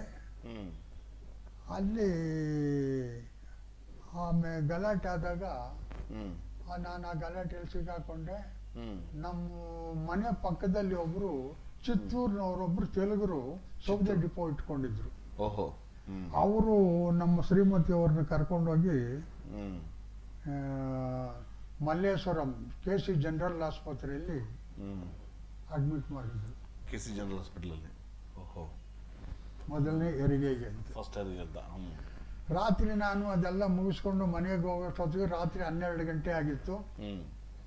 ಮನೆ ಬೀಗ ಹಾಕಿದ್ದು. ಪಕ್ಕದ ಮನೆಯವ್ರು ಬಂದು ಈ ಥರ ಆಯಿತು, ನಾವೇ ಕರ್ಕೊಂಡೋಗಿ ಮಲ್ಲೇಶ್ವರಂ ಜನರಲ್ ಹಾಸ್ಪಿಟಲಲ್ಲಿ ಅಡ್ಮಿಟ್ ಮಾಡಿ ಬಂದಿದ್ದೀವಿ. ನನಗೆ ತಡ್ಕೊಳಕ್ಕಾಗಲಿಲ್ಲ. ಅಷ್ಟೊತ್ತಿನಲ್ಲಿ ಹಾಗೆ ಹೋದ್ರೆ ಅಲ್ಲಿ ಒಳಗಡೆ ಬಿಡಲಿಲ್ಲ. ಮತ್ತೆ ಮನೆಗೆ ಬಂದು ಬೆಳಗ್ಗೆ 5 ಗಂಟೆಗೆ ಎದ್ದು ಅಲ್ಲಿ ಹೋದೆ. ಆಮೇಲೆ ನಮ್ಮ ಮಗಳು ಜನನವಾಯಿತು. ಈ ನೋವುಗಳಲ್ಲಿ ಅದೊಂದು ನೋವು ಅಂತೇಳಿ ಏನಾಗುತ್ತೆ, ಭಗವಂತ ಒಳ್ಳೆ ಕಾಪಾಡ್ದ ಆ ಸಂದರ್ಭದಲ್ಲಿ. ಒಳ್ಳೇದಾಯ್ತು. ಅಲ್ಲಿಂದ ಆ ಮಗು ಹುಟ್ಟಿದ ಮೇಲೆ 6 ತಿಂಗಳಿಗೆ ಮತ್ತೆ ಅಲ್ಲಿಂದ ನನ್ನ ಮನೆಯನ್ನ ಕಬ್ಬನ್ಪೇಟೆಗೆ ಬದಲಾವಣೆ ಮಾಡಿದೆ. ಕಬ್ಬನ್ಪೇಟೆಗೆ ನಾನು ಮೊದಲಿದ್ದದ್ದು ಕಬ್ಬನ್ಪೇಟೆಯಲ್ಲಿ. ಮತ್ತೆ ಅಲ್ಲೇ ನಾನು ಚಳವಳಿ ಶುರು ಮಾಡಿದ್ದನು ಕಬ್ಬನ್ಪೇಟೆಯಲ್ಲಿ. ಮತ್ತೆ ನಾನು ವಾಸ ಮಾಡಿದ್ದನು ಕಬ್ಬನ್ಪೇಟೆಯಲ್ಲಿ ಬಾಡಿಗೆ ಮನೆ. ಋಣ ಇತ್ತು ನಿಮ್ಗೆ ಅಲ್ಲಿ? ಅಲ್ಲೇ ಈಗಲೂ ಕಬ್ಬನ್ಪೇಟೆ ಅಂದ್ರೆ ನನ್ಗೇನೋ ಖುಷಿ, ಒಂಥರ ಏನೋ ಒಂದು ಎಮೋಷನ್. ಹೌದೌದು. ಈ ತರ ಮಾಡ್ಕೊಂಡು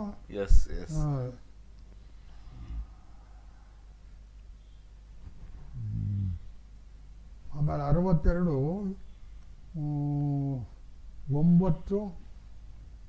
62ರಲ್ಲಿ ಸೆಪ್ಟೆಂಬರ್ 7 62 ವಾಟಾಳ್ ನಾಗರಾಜ್ ಅವರಿಗೆ ಗುಂಡೇಟು ಬಿದ್ದಿದ್ದು. ಗುಂಡೇಟು ಅಂದ್ರೆ ಪೊಲೀಸ್ನವರು ಹೊಡೆದಿದ್ದು. ಆಗ್ಲೇ ಹೇಳಿದ್ನಲ್ಲ, ಪೊಲೀಸರದು ಹೇಳಿಲ್ಲ, ಅದು ಬೂಟೇಟು.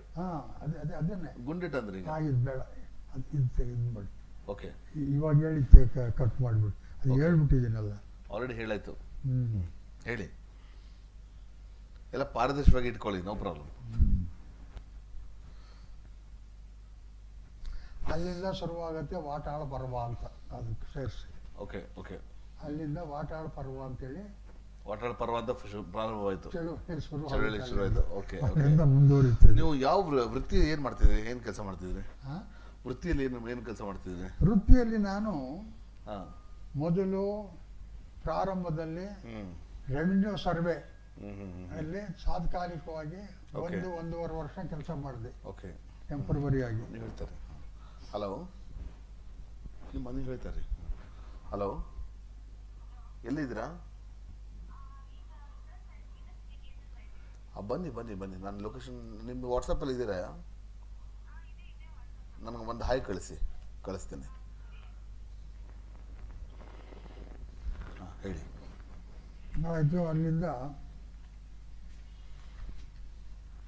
ವೃತ್ತಿಯಲ್ಲಿ ಏನು ಕೆಲಸ ಮಾಡ್ತಿದ್ದೀರಿ ತಾವು? ವೃತ್ತಿಯಲ್ಲಿ ಏನು ಕೆಲಸ ಮಾಡ್ತೀವಿ? ಅದೇನೆ ರೆವೆನ್ಯೂ ಸರ್ವೆಯಲ್ಲಿ ಹ್ಞೂ ಕೆಲಸ ಮಾಡ್ತಾ ಇದ್ದೆ. ಓಕೆ. ಆಗ ಸುಬ್ಬರಾವ್ ಅಂತೇಳೊಬ್ಬರು ಸೂಪರ್ವೈಸರು ಹ್ಞೂ ನಮ್ಮನ್ನ ನೋಡ್ಕೊಳ್ತಾ ಇದ್ರು. ಓಕೆ. ಅಲ್ಲಿ ಕೆಲಸ ಮಾಡ್ತಾ ಇದ್ದೆ. ಅಲ್ಲಿಂದ ಶಿವಮೊಗ್ಗಕ್ಕೆ ಹೋಗ್ತೀಯ ಅಂತೇಳಿ ಅಲ್ಲಿಂದ ಟ್ರಾನ್ಸ್ಫರ್ ಮಾಡೋದಕ್ಕೆ ಪ್ರಯತ್ನ ಪಟ್ಟರು. ಓಕೆ. ನಾನು ಹೋಗಲ್ಲ ಅಂತ ಹೇಳ್ಬಿಟ್ಟು ಆರ್ಡರ್ನ ಕ್ಯಾನ್ಸಲ್ ಮಾಡಿ ಇಲ್ಲಿ ಉಳ್ಕೊಂಡ್ಬಿಟ್ಟೆ. ಓಕೆ. ಹೋಗ್ತೀನಿ ಹೋಗಲ್ಲ ಅಂತ ಏನು ಹೇಳಿದಿರನೆ ಯಾವುದೂ ಹೇಳಿಲ್ಲ. ಬ್ರೇಕ್ ಮಾಡಿಬಿಟ್ಟು ನಿಂತ್ಬಿಟ್ಟೆ. ಓಕೆ. ಆಗ ನನಗೆ ಪರಿಚಯ ಆದವರು ಅಂದರೆ ಹ್ಞೂ ಈಗ ಮಂತ್ರಿಗಳಾಗಿದ್ದಾರೆ, ಸೆಂಟ್ರಲ್ MP ಆಗಿದ್ದಾರೆ, ಹ್ಞೂ BN ಬಚ್ಚೇಗೌಡ ಅಂತೇಳಿ. BN ಬಚ್ಚೇಗೌಡ ಅಂತೇಳಿ. ಅವರ ದೊಡ್ಡಪ್ಪನವರು ವೆಂಕಟೇಗೌಡರು ಅಂತ. ಅಚ್ಚಾ. ಅವ್ರ ತಮ್ಮ ಚನ್ನಬೈರೇಗೌಡರು ಅಂತ. ಅವರು ಒಂದು ರೇಷ್ಮೆ ಬಿಸ್ನೆಸ್ ಒಂದು ಶಾಪ್ ಓಪನ್ ಮಾಡಿದ್ರು. ಓಕೆ. ಕಚ್ಚಾ ರೇಷ್ಮೆ ವ್ಯಾಪಾರ ಅಂತ. ಅಚ್ಚಾ. ಅವರು ನನ್ನನ್ನ ಕರ್ಕೊಂಡ್ಬಿಟ್ರು. ನಮ್ಮ ಹತ್ರ ಬಂದು ನಮ್ಮ ಹತ್ರನೇ ಇರೋ ಮ್ಯಾನೇಜ್ಮೆಂಟ್ ನೀನೇ ನೋಡ್ತೀರಾ ಹೇಳ್ಬಿಟ್ಟು ಕರೆದ್ರು. ಮತ್ತೆ ಅವ್ರ ಹತ್ರ ಬಂದೆ. ಅಲ್ಲೇ ಕೆಲಸ ಮಾಡ್ಕೊಂಡಿದ್ದೆ. ಅಲ್ಲೇ ಕೆಲಸ ಮಾಡ್ಕೊಂಡಿರ್ಬೇಕಾದ್ರೆ ಅವರು ನನ್ನ ಸ್ವಂತ ಮಗನಂತೆ ನೋಡ್ಕೊಂಡ್ರು. ಆಮೇಲೆ ಪೂರ್ತಿ ಜವಾಬ್ದಾರಿ ಎಲ್ಲ ನನ್ನ ಮೇಲೆನೆ. ವ್ಯವಹಾರ, ಹಣ, ದುಡ್ಡು, ಕಾಸು, ಪ್ರತಿಯೊಂದು ವ್ಯವಹಾರ ಪ್ರತಿಯೊಂದು ನಾನೇ ಓನರ್ ತರ ನನಗೆ ಜವಾಬ್ದಾರಿ ಕೊಟ್ಬಿಟ್ರು ಅವರು. ಆ ಜವಾಬ್ದಾರಿ ಕೊಟ್ಟರು. 58 ವರ್ಷಗಳ ಕಾಲ ಆ ಸಂಸ್ಥೆಯನ್ನು ಕಾಪಾಡಿದ್ದೇನೆ. ಪ್ರಾಮಾಣಿಕವಾಗಿ ದುಡಿದಿದ್ದೇನೆ. ಆಮೇಲೆ ನನಗೆ 2001ರಲ್ಲಿ ಓಪನ್ ಹಾರ್ಟ್ ಸರ್ಜರಿ ಆಗುತ್ತೆ. ನನಗೆ 2001ರಲ್ಲಿ ಓಪನ್ ಹಾರ್ಟ್ ಸರ್ಜರಿ ಆಗುತ್ತೆ. ಆ ಸರ್ಜರಿ ಆದಾಗ ನನ್ನ ಡ್ಯೂಟಿ ಜಾಸ್ತಿ. ಯಾಕೆಂದ್ರೆ ಹೊರಗಡೆ ಟ್ರಾವೆಲ್ ಮಾಡಬೇಕು. ತಮಿಳ್ನಾಡು, ತಂಜಾವೂರು, ಕುಂಭಕೋಣ, ಆರಣಿ ಎಲ್ಲ ತಿಂಗಳಿಗೊಂದ್ಸಾರಿ ಪ್ರವಾಸ ಹೋಗ್ಬೇಕು. ಇದೆಲ್ಲ ಮಾಡಬೇಕು. ಓಪನ್ ಹಾರ್ಟ್ ಸರ್ಜರಿ ಆಗಿದೆ, ಅಪಾಯ ಸಂಕೇತ ಅಂತ ಹೇಳ್ಬಿಟ್ಟು ನಾನೇ ರಿಸೈನ್ ಮಾಡಿಬಿಟ್ಟೆ. ಕೆಲಸ ಬೇಡ. ಅದರಲ್ಲಿ ನನ್ನ ಮಗ ಹಠ ಹಿಡಿದ್ಬಿಟ್ಟ. 2001ರಲ್ಲಿ ವಯಸ್ಸೇನಿತ್ತು?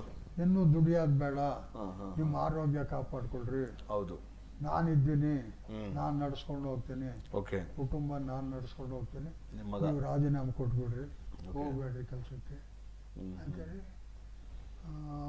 ಧೈರ್ಯ ಕೊಟ್ರು ನನ್ನ ಮಗ. ಆಮೇಲೆ ನಮ್ಮ ಶ್ರೀಮತಿಯವರು ಹಠ ಹಿಡಿದ್ರು. ಸರಿ, ಆಗ ನಾನು ಆ ಕೆಲಸಕ್ಕೆ ರಾಜೀನಾಮೆ ಕೊಟ್ಬಿಟ್ಟೆ. ರಾಜೀನಾಮೆ ಕೊಟ್ಬಿಟ್ಟು ಮೇಲೆ ಸುಮ್ಮನೆ ಹೋಗೋ ತಿರ್ಗಾಡೋದು ಮಾಡೋದು, ಇದು ಈ ಕೆಲಸಗಳ ಅಲ್ಲಿ ಕುಟುಂಬ ನೋಡ್ಕೊಳ್ಳೋದು, ಹಳ್ಳಿ ಕಡೆ ಹೋಗೋದು ಬರೋದು, ಈ ವ್ಯವಹಾರಗಳಲ್ಲಿ ಇದುವರೆಗೂ ಹಾಗೆ ಮಾಡ್ಕೊಳ್ಳೋದು.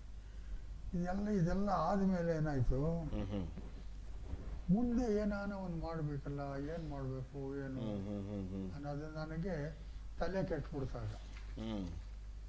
ಒಬ್ಬ ಹುಡುಗನ ಮೇಲೆ ಜವಾಬ್ದಾರಿ ಕೊಟ್ಬಿಟ್ಬಿಟ್ವಲ್ಲ ನಾವು ಇವತ್ತು. ಹೌದು, ಯಾರು ಅದನ್ನ ನೋಡೋರೇ ಇಲ್ವಲ್ಲ ಇವತ್ತು. ನಾನು ಅವನ ಹುಡುಗನ ಮೇಲೆ ಒಬ್ಬನ ಮೇಲೆ ಜವಾಬ್ದಾರಿ ಬಿಟ್ಬಿಟ್ರೆ ಯಾಗ ಅವನು ಸಂಸಾರ ನಿಭಾಯಿಸ್ತಾನೆ, ಹೇಗೆ ಮಾಡ್ತಾನಂತ ಈಗಲೂ ನನಗೆ ಅದೇ ವ್ಯಥೆನೆ. ಈಗಲೂ ನನಗೆ ಆ ನೋವು ಹೋಗಿಲ್ಲ. ಆಮೇಲೆ ಏನೋ ಒಬ್ಬರ ಹತ್ರ ಸಾಲ ಮಾಡಿದೆ, ಸೋಲ ಮಾಡಿದೆ, 3 ಜನ ಮಕ್ಕಳಿಗೆ ಮದುವೆಗಳು ಮಾಡಿದೆ, ಎಲ್ಲ ಸಂಸಾರಗಳು ನಿಭಾಯಿಸ್ಕೊಂಡು ಬಂದಿದ. ಸರ್, ತಮಗೂ ಬಂಧನ ಆಗಿರೋ ಒಂದು ಸಿಚುವೇಶನ್ ಬಂದಿದೆಯಾ? ಸಾಕಷ್ಟು ಬಂದಿದೆ. ಅವಾಗ ನಿಮ್ಮ ಮನೆಯಲ್ಲಿ ಅಭಿಪ್ರಾಯ ಹೇಗಿತ್ತು? ಯಾವ ತರ ಅಭಿಪ್ರಾಯ ಅಂದ್ರೆ ಯಾವ ತರ ಅವರ ಪ್ರತಿಕ್ರಿಯೆ ಹೇಗೆ ತೋರಿಸಿದ್ರು? ಏನಪ್ಪ ಇದು ಬೇಕಾದ್ರೆ ನಮ್ಮ ಜಂಜಾಟ ಆದ್ರೂನು ಅಲ್ವಾ? ಆದ್ರೂನು ನಮ್ಮ ಶ್ರೀಮತಿಯವ್ರಿಗೆ ನಾನು ಅರೆಸ್ಟ್ ಆಗಿದ್ದೀನಿ, ಲಾಕಪ್ ಹೋಗಿದ್ದೀನಿ ಅಂತ ಅಂದಾಗ ಅವ್ರು ಧೈರ್ಯ ತಗೊಳ್ಳೋರು. ಇನ್ನೊಂದು ಸೂಪರ್ ಧೈರ್ಯ ತಗೊಳ್ಳೋರು, ನನಗೆ ಸ್ಟ್ರಾಂಗ್ ಮಾಡೋರು. ಕಾರಣ ಏನಂದ್ರೆ ನಾನು ಚಿಕ್ಕ ವಯಸ್ಸಿನಿಂದನೂ ಈ 19ನೇ ವರ್ಷದಿಂದ ಚಳವಳಿ ಹೋರಾಟಗಳಲ್ಲಿ ಬಂದೆ. ಈ ರಾಜ್ಯೋತ್ಸವ ಚಳವಳಿಗಳು ಹೋರಾಟಗಳು ಇದೆಲ್ಲ ಬಂದಾಗ ಈ ರಾಜ್ಯೋತ್ಸವ ಮಾಡಿದ್ರೆ ಒಂದು ತಿಂಗಳು 2 ತಿಂಗಳು 3 ತಿಂಗಳು ಈ ಥರ ನಡೆಯೋದು ಓಕೆ ಕಾರ್ಯಕ್ರಮಗಳು. ಆಗ ನಾವು ಪಕ್ಕದಲ್ಲೇ ಈ ಕಡೆ ಮೈಸೂರು ಬ್ಯಾಂಕ್ ಸರ್ಕಲ್ನಲ್ಲಿ ರಾಜ್ಯೋತ್ಸವ ನಡೀತಾ ಇತ್ತು. ಆ ಕಡೆ ಕಬ್ಬನ್ಪೇಟೆ ಪಕ್ಕದಲ್ಲೇ ಅಲ್ಲಿ ನಮ್ಮ ಮನೆ ವಾಸ ಇತ್ತು. ಅಲ್ಲಿ ರಾಜ್ಯೋತ್ಸವದ ಇನ್ಚಾರ್ಜ್ ಎಲ್ಲ ಸಂಪೂರ್ಣ ನಾನೇ. ಯಾರು ಬರ್ಲಿ ಬರದೇ ಇರ್ಲಿ ಮಾಡ್ತಿದ್ರಿ, ನಾನೇ ಅದನ್ನ ನೋಡ್ಕೊಂಡು. ಯಾಕೆಂದ್ರೆ ಉಸ್ತುವಾರಿ, ಯಾಕೆಂದ್ರೆ ಈ ಕಾರ್ಯಕ್ರಮಗಳು ಏನೇನ್ ನಡೆದ್ರು ಇದರಿಂದ ನಮ್ಮ ನಾಯಕರಿಗೆ ವಾಟಾಳ್ ನಾಗರಾಜ್ಗೆ ಯಾವುದೇ ಒಂದು ಕೆಟ್ಟ ಹೆಸರು ಬರಬಾರದು, ಅದನ್ನ ಕಾಪಾಡ್ತಿದ್ರಿ ಬಹಳ. ಅದನ್ನ ಕಾಪಾಡ್ಕೊಳ್ಬೇಕು ಅನ್ನೋ ಒಂದು ಹಠ ನನಗೆ. ನಿಮ್ಮ ಕೆಲವು ಅವ್ರ ಜೊತೆ ಇರುವಂತ ಕೆಲವು ಭಾವಚಿತ್ರ ನೋಡಿದ್ದೀನಿ, ಬಹಳ ಬಹಳ ಖುಷಿ ಆಗುತ್ತೆ ನಿಜವಾಗ್ಲೂ. ಅವ್ರಿಗೆ ನಿಮ್ ಬಗ್ಗೆ ಬಹಳ ಹೆಮ್ಮೆ ಇತ್ತು, ಬಹಳ ಹೆಮ್ಮೆ ಇತ್ತು. ಇವತ್ತಿಗೂ ಅವರು ಇವತ್ತಿಗೂ ಈಗ ಅವರು ಮೊನ್ನೆ ಹೇಳಿದೆ, ಯಾಕೆ ಹೆಚ್ಚಪ್ಪ ಎಂತೆಂಥವ್ರು ಏನೇನೋ ಕಷ್ಟಪಟ್ರು, ಎಂತೆಂಥವ್ರು ಏನೋ ಆದರು ಅಲ್ವಾ, ದೊಡ್ಡ ರಾಜ ಮಹಾರಾಜರುಗಳನ್ನೇ ಕಷ್ಟಕ್ಕೆ ಹೇಳ್ಕೊಂಡ್ರು. ಏನು ನಾವು ಮನುಷ್ಯರಾಗಿ ಹುಟ್ಟಿದ್ವಿ, ನಾವು ಕಷ್ಟಪಡೋಣ. ಖಂಡಿತ. ನೋಡಿ ಆ ಭಾವನೆ ನೋಡಿ ಎಷ್ಟು ಚೆನ್ನಾಗಿದೆ. ಎಂತೆಂಥವ್ರಿಗೂ ದೇವರು ಕಷ್ಟಗಳು ಕೊಟ್ಟಿದ್ದಾನೆ. ನಮ್ಮದು ಯಾವ ಲೆಕ್ಕ? ಇದನ್ನು ಎದುರಿಸೋಣ, ನೋಡೋಣ ಏನಾಗುತ್ತೆ ನೋಡೇ ಬಿಡೋಣ ಅಂತ. ಓಕೆ. ಆಮೇಲೆ ಯಾವ್ದಕ್ಕೂ ಅಂಜುತ್ತಾ ಇರ್ಲಿಲ್ಲ ಅವರು. ಅವ್ರ ಸ್ಫೂರ್ತಿನೇ ನನಗೂ ಬಂದ್ಬಿಡ್ತು. ಇತ್ತೀಚೆಗೆ ಮೊನ್ನೆ ಹೇಳ್ತಾರೆ, ಯಾಕಚ್ಚಪ್ಪ ಯೋಚನೆ ಮಾಡ್ಬಿಡು, ನಿನಗಂತ ಕಷ್ಟ ಬಂದರೆ, ನಿನಗೆ ತೊಂದರೆ ಆದ್ರೆ ನೀನು ಖರ್ಚು ಏನಾರ ಬೇಕಾದ್ರೆ ನನ್ನ ಜ್ಞಾಪಕ ಮಾಡ್ಕೊಂಡು ನಾನಿದ್ದೀನಿ, ನನ್ನ ಹತ್ರ ನಾನು ಕೊಡ್ತೇನೆ ಅಂತ. ಯಾವತ್ತು ನಾನು ನಿನ್ನ ತಿರಸ್ಕರಿಸಲ್ಲ. ಯಾಕೆಂದ್ರೆ ನಾವಿಬ್ರು ಜೊತೆಯಲ್ಲೇ ಬಂದಿದ್ದೀರಿ, ಜೊತೆಯಲ್ಲೇ ಕಷ್ಟಪಟ್ಟಿದ್ವಿ, ಜೊತೆಯಲ್ಲೇ ಹೋರಾಟ ನೋಡಿದ್ದೀನಿ. ಸಾಕಷ್ಟು ಕಾರ್ಯಕ್ರಮಗಳಲ್ಲಿ ನೀವು ಭಾಗಿಯಾಗಿದ್ದೀರಾ ಅವ್ರ ಜೊತೆ. ನಾನಿಲ್ಲದೆ ವಾಟಾಳ್ರಿಲ್ಲ, ವಾಟಾಳ್ರಿಲ್ಲದೆ ನಾನಿಲ್ಲ. ನಾವು ಯಾವ ಕಾರ್ಯಕ್ರಮದಲ್ಲೇ ಆಗಲಿ, ನಾನು ಇಲ್ಲದೆ ಇರೋಂಥ ಕಾರ್ಯಕ್ರಮ ಯಾವುದು ಇಲ್ವೇ ಇಲ್ಲ. ಯಾಕೆ ಅವರು ನನ್ನ ಬಿಡ್ತಾ ಇರಲ್ಲ, ನಾನು ಅವ್ರನ್ನ ಬಿಡ್ತಿರ್ಲಿಲ್ಲ. ಏನೇ ಒಂದು ವಿಷಯ ಪ್ರಸ್ತಾಪ ಮಾಡ್ಬೇಕಾದ್ರು ನನ್ನ ಕರೆದೇನೆ ತೀರ್ಮಾನ ತಗೊಳ್ತಾರೆ, ಅಭಿಪ್ರಾಯ ತಗೊಳ್ತಿದ್ರು. ಹೇಳ್ತೀನಿ, ಒಂದು ಸಾರಿ ಏನೋ ಒಂದು ಯೋಚನೆ ಅವ್ರಿಗೆ ಬಂದಿದೆ, ಮುಂದೆ ನಾವು ಒಂದು ಪಕ್ಷ ಕಟ್ಟಬೇಕು, ಆ ಪಕ್ಷದ ಕನ್ನಡಕ್ಕಾಗೇನೆ ಕಟ್ಟಬೇಕು, ಆ ಕನ್ನಡದಿಂದಾನೇ ನಿಲ್ಬೇಕು, ಪಕ್ಷದ ಹೆಸರೇ ಕನ್ನಡದ ಪಕ್ಷ ಅಂತ ಹೇಳಿರ್ಬೇಕು ಅಂತೇಳಿ ಅವ್ರ ಮನಸ್ಸಿಗೆ ತೀರ್ಮಾನ ಮಾಡ್ಕೊಂಡ್ಬಿಟ್ಟಿದ್ದಾರೆ. ಅದು ಮಾಡ್ಬೇಕಂತೇಳಿ ಅವ್ರ ಮನಸ್ಸು ಬಂದ್ಬಿಟ್ಟಿದೆ. ನಾನು ಅವತ್ತು ಇನ್ನೂ ಕೆಲಸದಲ್ಲಿದ್ದೆ. ಆವಾಗ ನಮ್ಮ ಹತ್ರ ಒಬ್ಬರು ಕಾಸು ಶ್ಯಾಮಣ್ಣ ಅಂತೇಳಿ ಮಾತಾಡ್ರು, ಪ್ರಿಯ ಒಬ್ಬರಿದ್ರು. ಅವ್ರ ಕೈಯಲ್ಲಿ 7 ಕಳಿಸಿದ್ದಾರೆ. ನೀವು ಹೋಗ್ಬಿಟ್ಟು ಅಜ್ಜಪ್ಪನವ್ರನ್ನ ಅರ್ಜೆಂಟಾಗಿ ಕರ್ಕೊಂಬ ಅಂತೇಳಿ ಅವರು ಮದ್ರಾಸ್ ಹೋಟೆಲ್ನಲ್ಲಿ ಮೆಡ್ರಾಸ್ ವುಡ್ಲ್ಯಾಂಡ್ಸ್ ಹೋಟೆಲ್ನಲ್ಲಿ ಕೂತ್ಕೊಂಡು ಹೋಗಿ ಕರ್ಕೊಂಬರ್ಬೇಕು ನೀನು ಅಂತೇಳಿ ಅವ್ರಿಗೆ ಹೇಳಿದ್ದಾರೆ. ಅವರು ಬಂದರು. ನಾನು ಬ್ಯುಸಿ ಕೆಲಸದಲ್ಲಿದ್ದೆ, ಬಿಲ್ಗಳು ಅದೆಲ್ಲ ಮಾಡೋದು ನನ್ನ ಜವಾಬ್ದಾರಿ. ಅವ್ರು ಬಂದು ಕರೀತಾರೆ, ಬಾ, ಏನಪ್ಪ ಬ್ಯುಸಿ ಇದ್ದೀನಿ, ಏನು ಮಾಡೋದು ಅಂತೇಳಿ. ಆಯ್ತು ಅಂತ ಹೇಳ್ಬಿಟ್ಟು ಅಲ್ಲಿ ಪರ್ಮಿಷನ್ ನಮ್ಮ ರೈಟರ್ಗೆ ಹೇಳ್ಬಿಟ್ಟು ಪರ್ಮಿಷನ್ ತಗೊಂಡು ಸೀದಾ ಬಂದೆ. ಅವರು ಆ ಗೇಟ್ ಹತ್ರನೇ ನಿಂತರು. ಏನು ಸರ್ ಅರ್ಜೆಂಟಾಗಿ ಬರೀ ಹೇಳಿದ್ರಂತೆ. ಬಾರಯ್ಯ, ನಿನ್ನ ಹತ್ರ ಮಾತಾಡಬೇಕು, ನಿನ್ನ ಹತ್ರ ಮಾತಾಡ್ದೆ ಏನು ಹೇಳಿದ ನಾನು. ಸರಿ, ಅದು ಹೇಳಿ ಸರ್, ಏನು ಹೇಳಿ ಸರ್ ಹೇಳಿ ಅಂದೆ. ನೋಡಪ್ಪ, ಈಗ ಒಂದು ನಮ್ಮ ಸಂಘ ಪಕ್ಷಕ್ಕೆ ಒಂದು ಹೆಸರಿಡೋಣ ಅಂದ್ರು. ಹೇಳಿ ಸರ್ ಅಂದೆ. ನಮ್ಮ ಆವಾಗ ಕನ್ನಡ ಚಳವಳಿ ಕೇಂದ್ರ ಮಂಡಳಿ ಅಂತ ಹೇಳಿತ್ತು. ಅದನ್ನ ಹೆಸರು ಬದಲಾಯಿಸೋದಕ್ಕೋಸ್ಕರ ಚುನಾವಣೆ ಮುಂದೆ ಒಳ್ಳೇದಾಗತ್ತೆ ಅಂತ ಹೇಳ್ಬಿಟ್ಟು ವಾಟಾಳ್ ಪಕ್ಷ ಅಂತೇಳಿ ಹೆಸರು ಚೇಂಜ್ ಮಾಡೋಣ ಅಂದರು. ವಾಟಾಳ್ ಪಕ್ಷ ಅಂತ ಚೇಂಜ್ ಮಾಡೋಣ ಅಂದರು. ನಾನು ಹಂಗೆ ಸ್ವಲ್ಪ ಯೋಚನೆ ಮಾಡಿ ಹಿಂಗೆ ಹೇಳ್ತಾರೆ ಅಂತ ಹೇಳ್ಬಿಟ್ಟು ಏನು ಮಾತಾಡಿದ್ರೆ ಒಂದು ಸ್ವಲ್ಪ ತಂಗೆ ಇದ್ದೆ. ಆಮೇಲೆ ಏನು ಹೇಳಪ್ಪ, ಏನು ಹೇಳು ಅಂದರು. ಸರಿ, ನಿಮ್ಮ ಯೋಚನೆ ಏನೋ ಕರೆಕ್ಟಾಗಿದ್ದೆ. ಈ ವಾಟಾಳ್ ಪಕ್ಷ ಅನ್ನೋದಕ್ಕೆ ಬದಲು ಅದು ಇರಲಿ, ಅದ್ರ ಜೊತೆಗೆ ಮತ್ತೊಂದು ಪದ ಸೇರಿಸಿ ಅದನ್ನು ಒಂದು ನಾಮಕರಣ ಮಾಡಬೇಕು. ಹ್ಮ್ ವಾಟಾಳ್ ಪಕ್ಷ ಅಂದರೆ ಒಂದು ಊರ ಹೆಸರಾಗೋಯ್ತು. ಹ್ಮ್ ಒಬ್ಬ ವ್ಯಕ್ತಿ ಹೆಸರು ಊರ ಹೆಸರು ನನಗೆ ಅಷ್ಟಾಗಿ ಸಮಾಧಾನ ಇಲ್ಲ. ಅದನ್ನು ನಿಮ್ಮ ಹತ್ರ ಹೇಗೆ ಹೇಳ್ಬೇಕು ಅನ್ನೋದು ನನಗೆ ಗೊತ್ತಾಗ್ತಿಲ್ಲ. ತೋರಿಸ್ತಾ ಇಲ್ಲ. ತೋರಿಸ್ತಿಲ್ಲ. ಇನ್ನೇನು ಮಾಡೋಣ, ನೀನೇನು ಹೇಳೋದು. ಸರಿ ಸರ್, ನೀವು ಹೇಳಿದ್ದ ಹೆಸರೇ ಇರಲಿ, ಅದರಲ್ಲಿ ಒಂದು ಪದ ಮಾತ್ರ ಸೇರಿಸ್ಕೊಳ್ಳೋಣ ಸಾಧ್ಯ. ಏನು ಹೇಳೋದು ಮಾಡೋದಂತ. ಕನ್ನಡ ಚಳವಳಿ ವಾಟಾಳ್ ಪಕ್ಷ ಅಂತೇಳಿ ಮಾಡೋಣ. ಕನ್ನಡ ಚಳವಳಿ ವಾಟಾಳ್ ಪಕ್ಷ ಅಂತ. ಓಕೆ, ಮೊದಲು ವಾಟಾಳ್ ಪಕ್ಷ ಅಂತೇಳಿ ಅವರು ಅಷ್ಟೇ ಹೇಳಿದ್ರು. ಅಷ್ಟೇ ಇದ್ರು. ನಾನು ಅದಕ್ಕೆ ಚಳವಳಿಯನ್ನ ಆಡ್ ಮಾಡಿ ಕನ್ನಡ ಚಳವಳಿ ಆಡ್ ಮಾಡಿ. ಕನ್ನಡ ಚಳವಳಿ ವಾಟಾಳ್ ಪಕ್ಷ ಅಂತೇಳಿ ನಾಮಕರಣ ಮಾಡಿ. Super super super. ಆಯ್ತು ಬಿಡಪ್ಪ, ಹಂಗೆ ಮಾಡೋಣ. ನೀನು ಹೇಳಿದ್ಮೇಲೆ ಆಯ್ತು. ಓಕೆ, ಅದು ನೋಂದಣಿ ಆಯ್ತಾ? ಹಂಗೆ ಮಾಡೋಣ. ಓಕೆ, ಸರಿ, ಆ ಲೆಟರ್ ಕ್ಯಾನ್ಸಲ್ ಮಾಡಿ ಓಕೆ. ಮತ್ತೆ ಇನ್ನೊಂದು ಲೆಟರ್ ಓಹೋ, ಆಲ್ರೆಡಿ ಲೆಟರ್ ಆಗೋಗಿತ್ತು ಮಾಡಿ ಹ್ಮ್ ಆಮೇಲೆ ಹ್ಮ್ ಹ್ಮ್ ಕನ್ನಡ ಚಳವಳಿ ವಾಟಾಳ್ ಪಕ್ಷ ಅಂತೇಳಿ ಹ್ಮ್ ನಾಮಕರಣ ಮಾಡಿದ್ವಿ. ಎಸ್, ಕನ್ನಡ ನಾಡು ನುಡಿ ಜನನೆಲ್ಲ ಮತ್ತೆ ಎಲ್ಲ ಹಲವಾರು ಅದನ್ನ ಅನೇಕ ಜನ ಟೀಕೆಗಳು ಮಾಡಿದ್ರು. ಓಕೆ, ಏನು ವಾಟಾಳ್ ಹೆಸರಿಟ್ಕೊಂಡ್ರೆ ಪಾರ್ಟಿ ಮಾಡೋದು ಯಾಕೆ ಮಾಡಬೇಕು, ಒಬ್ಬ ಮನುಷ್ಯನ ಹೆಸರಿನಲ್ಲಿ ಯಾಕೆ ಮಾಡಬೇಕು ಅಂದ್ರೆ. ವಾಟಾಳ್ ಹೆಸರಿನಲ್ಲಿ ಯಾಕೆ ಮಾಡ್ತೀರಿ ಅಂತ ಹೇಳಿದೆ. ವಾಟಾಳ್ ಹೆಸರು ನಿಮ್ಮ ಅಪ್ಪನ ಹೆಸರು ಇಡಬೇಕಾ ಹೀಗೆ ಅಂದೆ ನಾನು. ಹೌದು ವಾಟಾಳ್ ಹೆಸರು ಇಡೋದು ಅದು ಸರಿ ಇಲ್ಲ ಅಂದ್ರೆ ಇನ್ನೇ ನಿಮ್ಮ ಅಪ್ಪನ ಹೆಸರು ಇಡಬೇಕಾ ಅಂದೆ. ಹೌದು, ಅದ ಮೂಲ ಅವರು ಅಷ್ಟು ತ್ಯಾಗ ಮಾಡ್ಕೊಂಡು ಏನು ಬಂದಿದ್ದಾರೆ. ಅದ್ರಲ್ಲಿ ಏನು ತಪ್ಪಿದೆ ಹೇಳಿ. ಹೌದು, ಹೆಸರು ಬೇಡ ಅಂತ. ಈಗ ಹ್ಮ್ ಕಾಂಗ್ರೆಸ್ ಪಾರ್ಟಿ 2-3 ಪಾರ್ಟಿ ಆಗುತ್ತೆ. ಇಂದಿರಾ ಕಾಂಗ್ರೆಸ್ ಅಂತ ಹೇಳ್ಬೋದು. ಯಾಕೆ ಇಂದಿರಾ ಅಂತ ಹೇಳಿ ಹೆಸರು ಇಟ್ರಿ? ಹ್ಮ್ ಹಾಗೆ. ಕಾಂಗ್ರೆಸ್ ಪಾರ್ಟಿನೇ ಇರ್ಬೇಕು.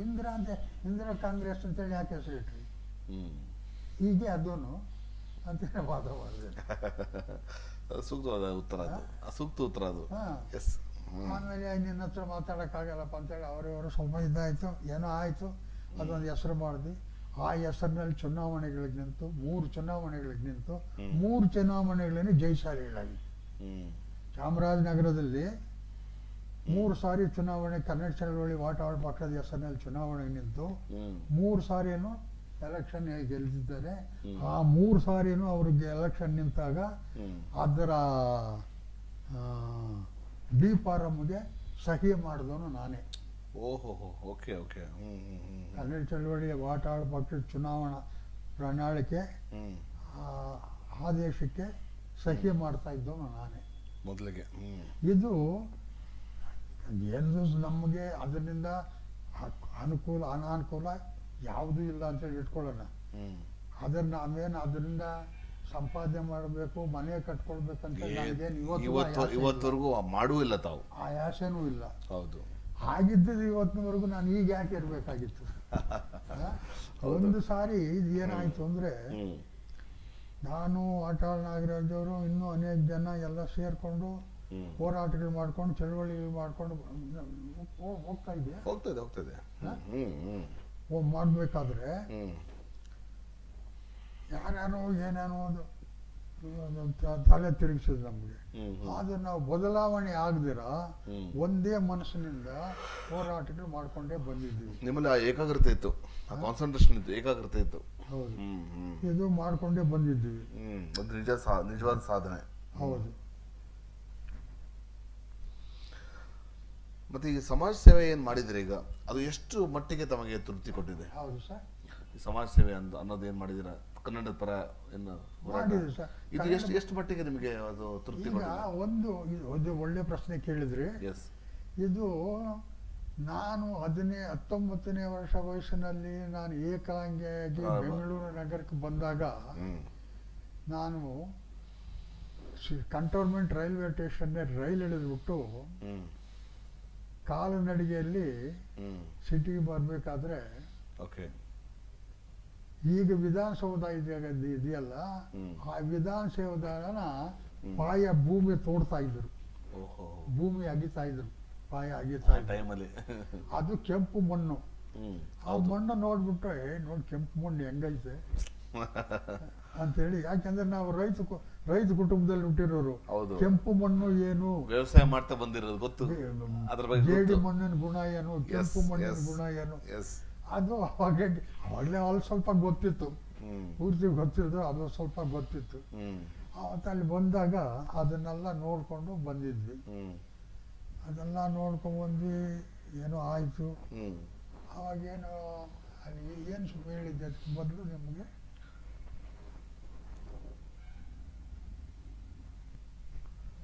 ನೋಡಿ ಇದಕ್ಕಿದೆ ಜ್ಞಾಪಕ ಬರ್ತ್ಬಿಡ್ತಾರೆ. ಆ ಚಳುವಳಿ ಹೆಸರು. ಆ ಚಳುವಳಿ ಅವತ್ತು ಮಾಡಿದ ಅದೇನು ಅವತ್ತು ಹ್ಮ್ ನಾವು ಏನು ಅನ್ಕೊಂಡು ಬಂದ್ವಿ, ಆ ಚಳುವಳಿ ರೂಪರೇಷೆಗಳು ಏನು ಅನ್ನೋದು ನಮಗೆ ಗೊತ್ತಿರಲಿಲ್ಲ. ಓಕೆ. ಹ್ಮ್ 19ನೇ ಬೆಂಗಳೂರಿನಲ್ಲಿ ಹ್ಮ್ ಎಲ್ಲಿ ಯಾವ ರಸ್ತೆಗೆ ಹೋಗ್ಲಿ, ಯಾವ ರೋಡ್ಗೆ ಹೋಗ್ಲಿ, ಎಲ್ಲ ತಮಿಳು ಮಾತಾಡೋರು ಇದ್ದಾರೆ, ಕನ್ನಡ ಮಾತಾಡೋರು ಇರಲಿಲ್ಲ ಅಲ್ವಾ? ಇಲ್ಲ. ಹ್ಮ್ ಏನು ಕಬ್ಬನ್ಪೇಟೆ ಒಳಗೆ ಬಂದರೆ ಕನ್ನಡ ಮಾತಾಡೋರು. ಹೊರ ರಾಜ್ಯದಿಂದ ಬಂದು ಇಲ್ಲಿ ನಮ್ಮ ಕನ್ನಡ ಬಗ್ಗೆ ಒಂದು ಕಬ್ಬನ್ಪೇಟೆ ಪಕ್ಕ ಕನ್ನಡ ಕನ್ನಡ ಅಲ್ವಾ? ಅಲ್ಲಿ ಗಂಡು ಮೆಟ್ಟಿನ ಕನ್ನಡ ಭೂಮಿ ಅದು. ಓಕೆ. ಓಹೋ. ಗಂಡು ಮೆಟ್ಟಿನ ಕನ್ನಡ ಭೂಮಿ ಓಕೆ. ಅಲ್ಲಿ ಆಗ ಇದೇನು ಒಬ್ರು ಕನ್ನಡ ಮಾತಾಡೋರಲ್ವಾ? ಸಿನಿಮಾ ಥಿಯೇಟರ್ ನೋಡ್ತೀರಾ, ಬರೀ ತಮಿಳು ಸಿನಿಮಾಗಳು, ಆಮೇಲೆ ಯಾವ್ದು ಆಂಧ್ರದ್ದು, ಇನ್ನೊಂದು ಯಾವುದೋ ತೆಲುಗುದು, ಈ ಸಿನಿಮಾಗಳು. ನಾನು ಕೂಡ ನಾವಾಗ ಬೇರೆ ಸ್ನೇಹಿತರ ಜೊತೆ ಸೇರ್ಕೊಂಡು ಒಂದೋ ಎರಡೋ ತೆಲುಗು ಸಿನಿಮಾ ನೋಡ್ಬಿಟ್ಟಿದ್ದೀನಿ. ಬೇರೆ ಕನ್ನಡ ಸಿನಿಮಾಗಳು ಇರ್ಲಿಲ್ಲ ಅಲ್ವಾ? ನಾನು ಅವಾಗ ಅವ್ರ ಜೊತೆ ನಾನು ಕೆಲವು ನೋಡ್ಬಿಟ್ಟಿದ್ದೆ. ವಾಟಾಳ್ ನಾಗರಾಜ್ ಯಾವತ್ತು ಕನ್ನಡ ಸಿನಿಮಾಗಳೇ ನೋಡಬೇಕು, ಕನ್ನಡ ಸಿನಿಮಾ ನೋಡಿ ಬೇರೆ ಸಿನಿಮಾ ನೋಡ್ಕೊಡುದು ಅಂತೇಳಿ ಹೋರಾಟ ಮಾಡಿದ್ರು. ಕಡೆಗೆ ಅವರೊಂದು ಧೈರ್ಯವಾದಂಥ ಒಂದು ತೀರ್ಮಾನ ತಗೊಂಡ್ರು.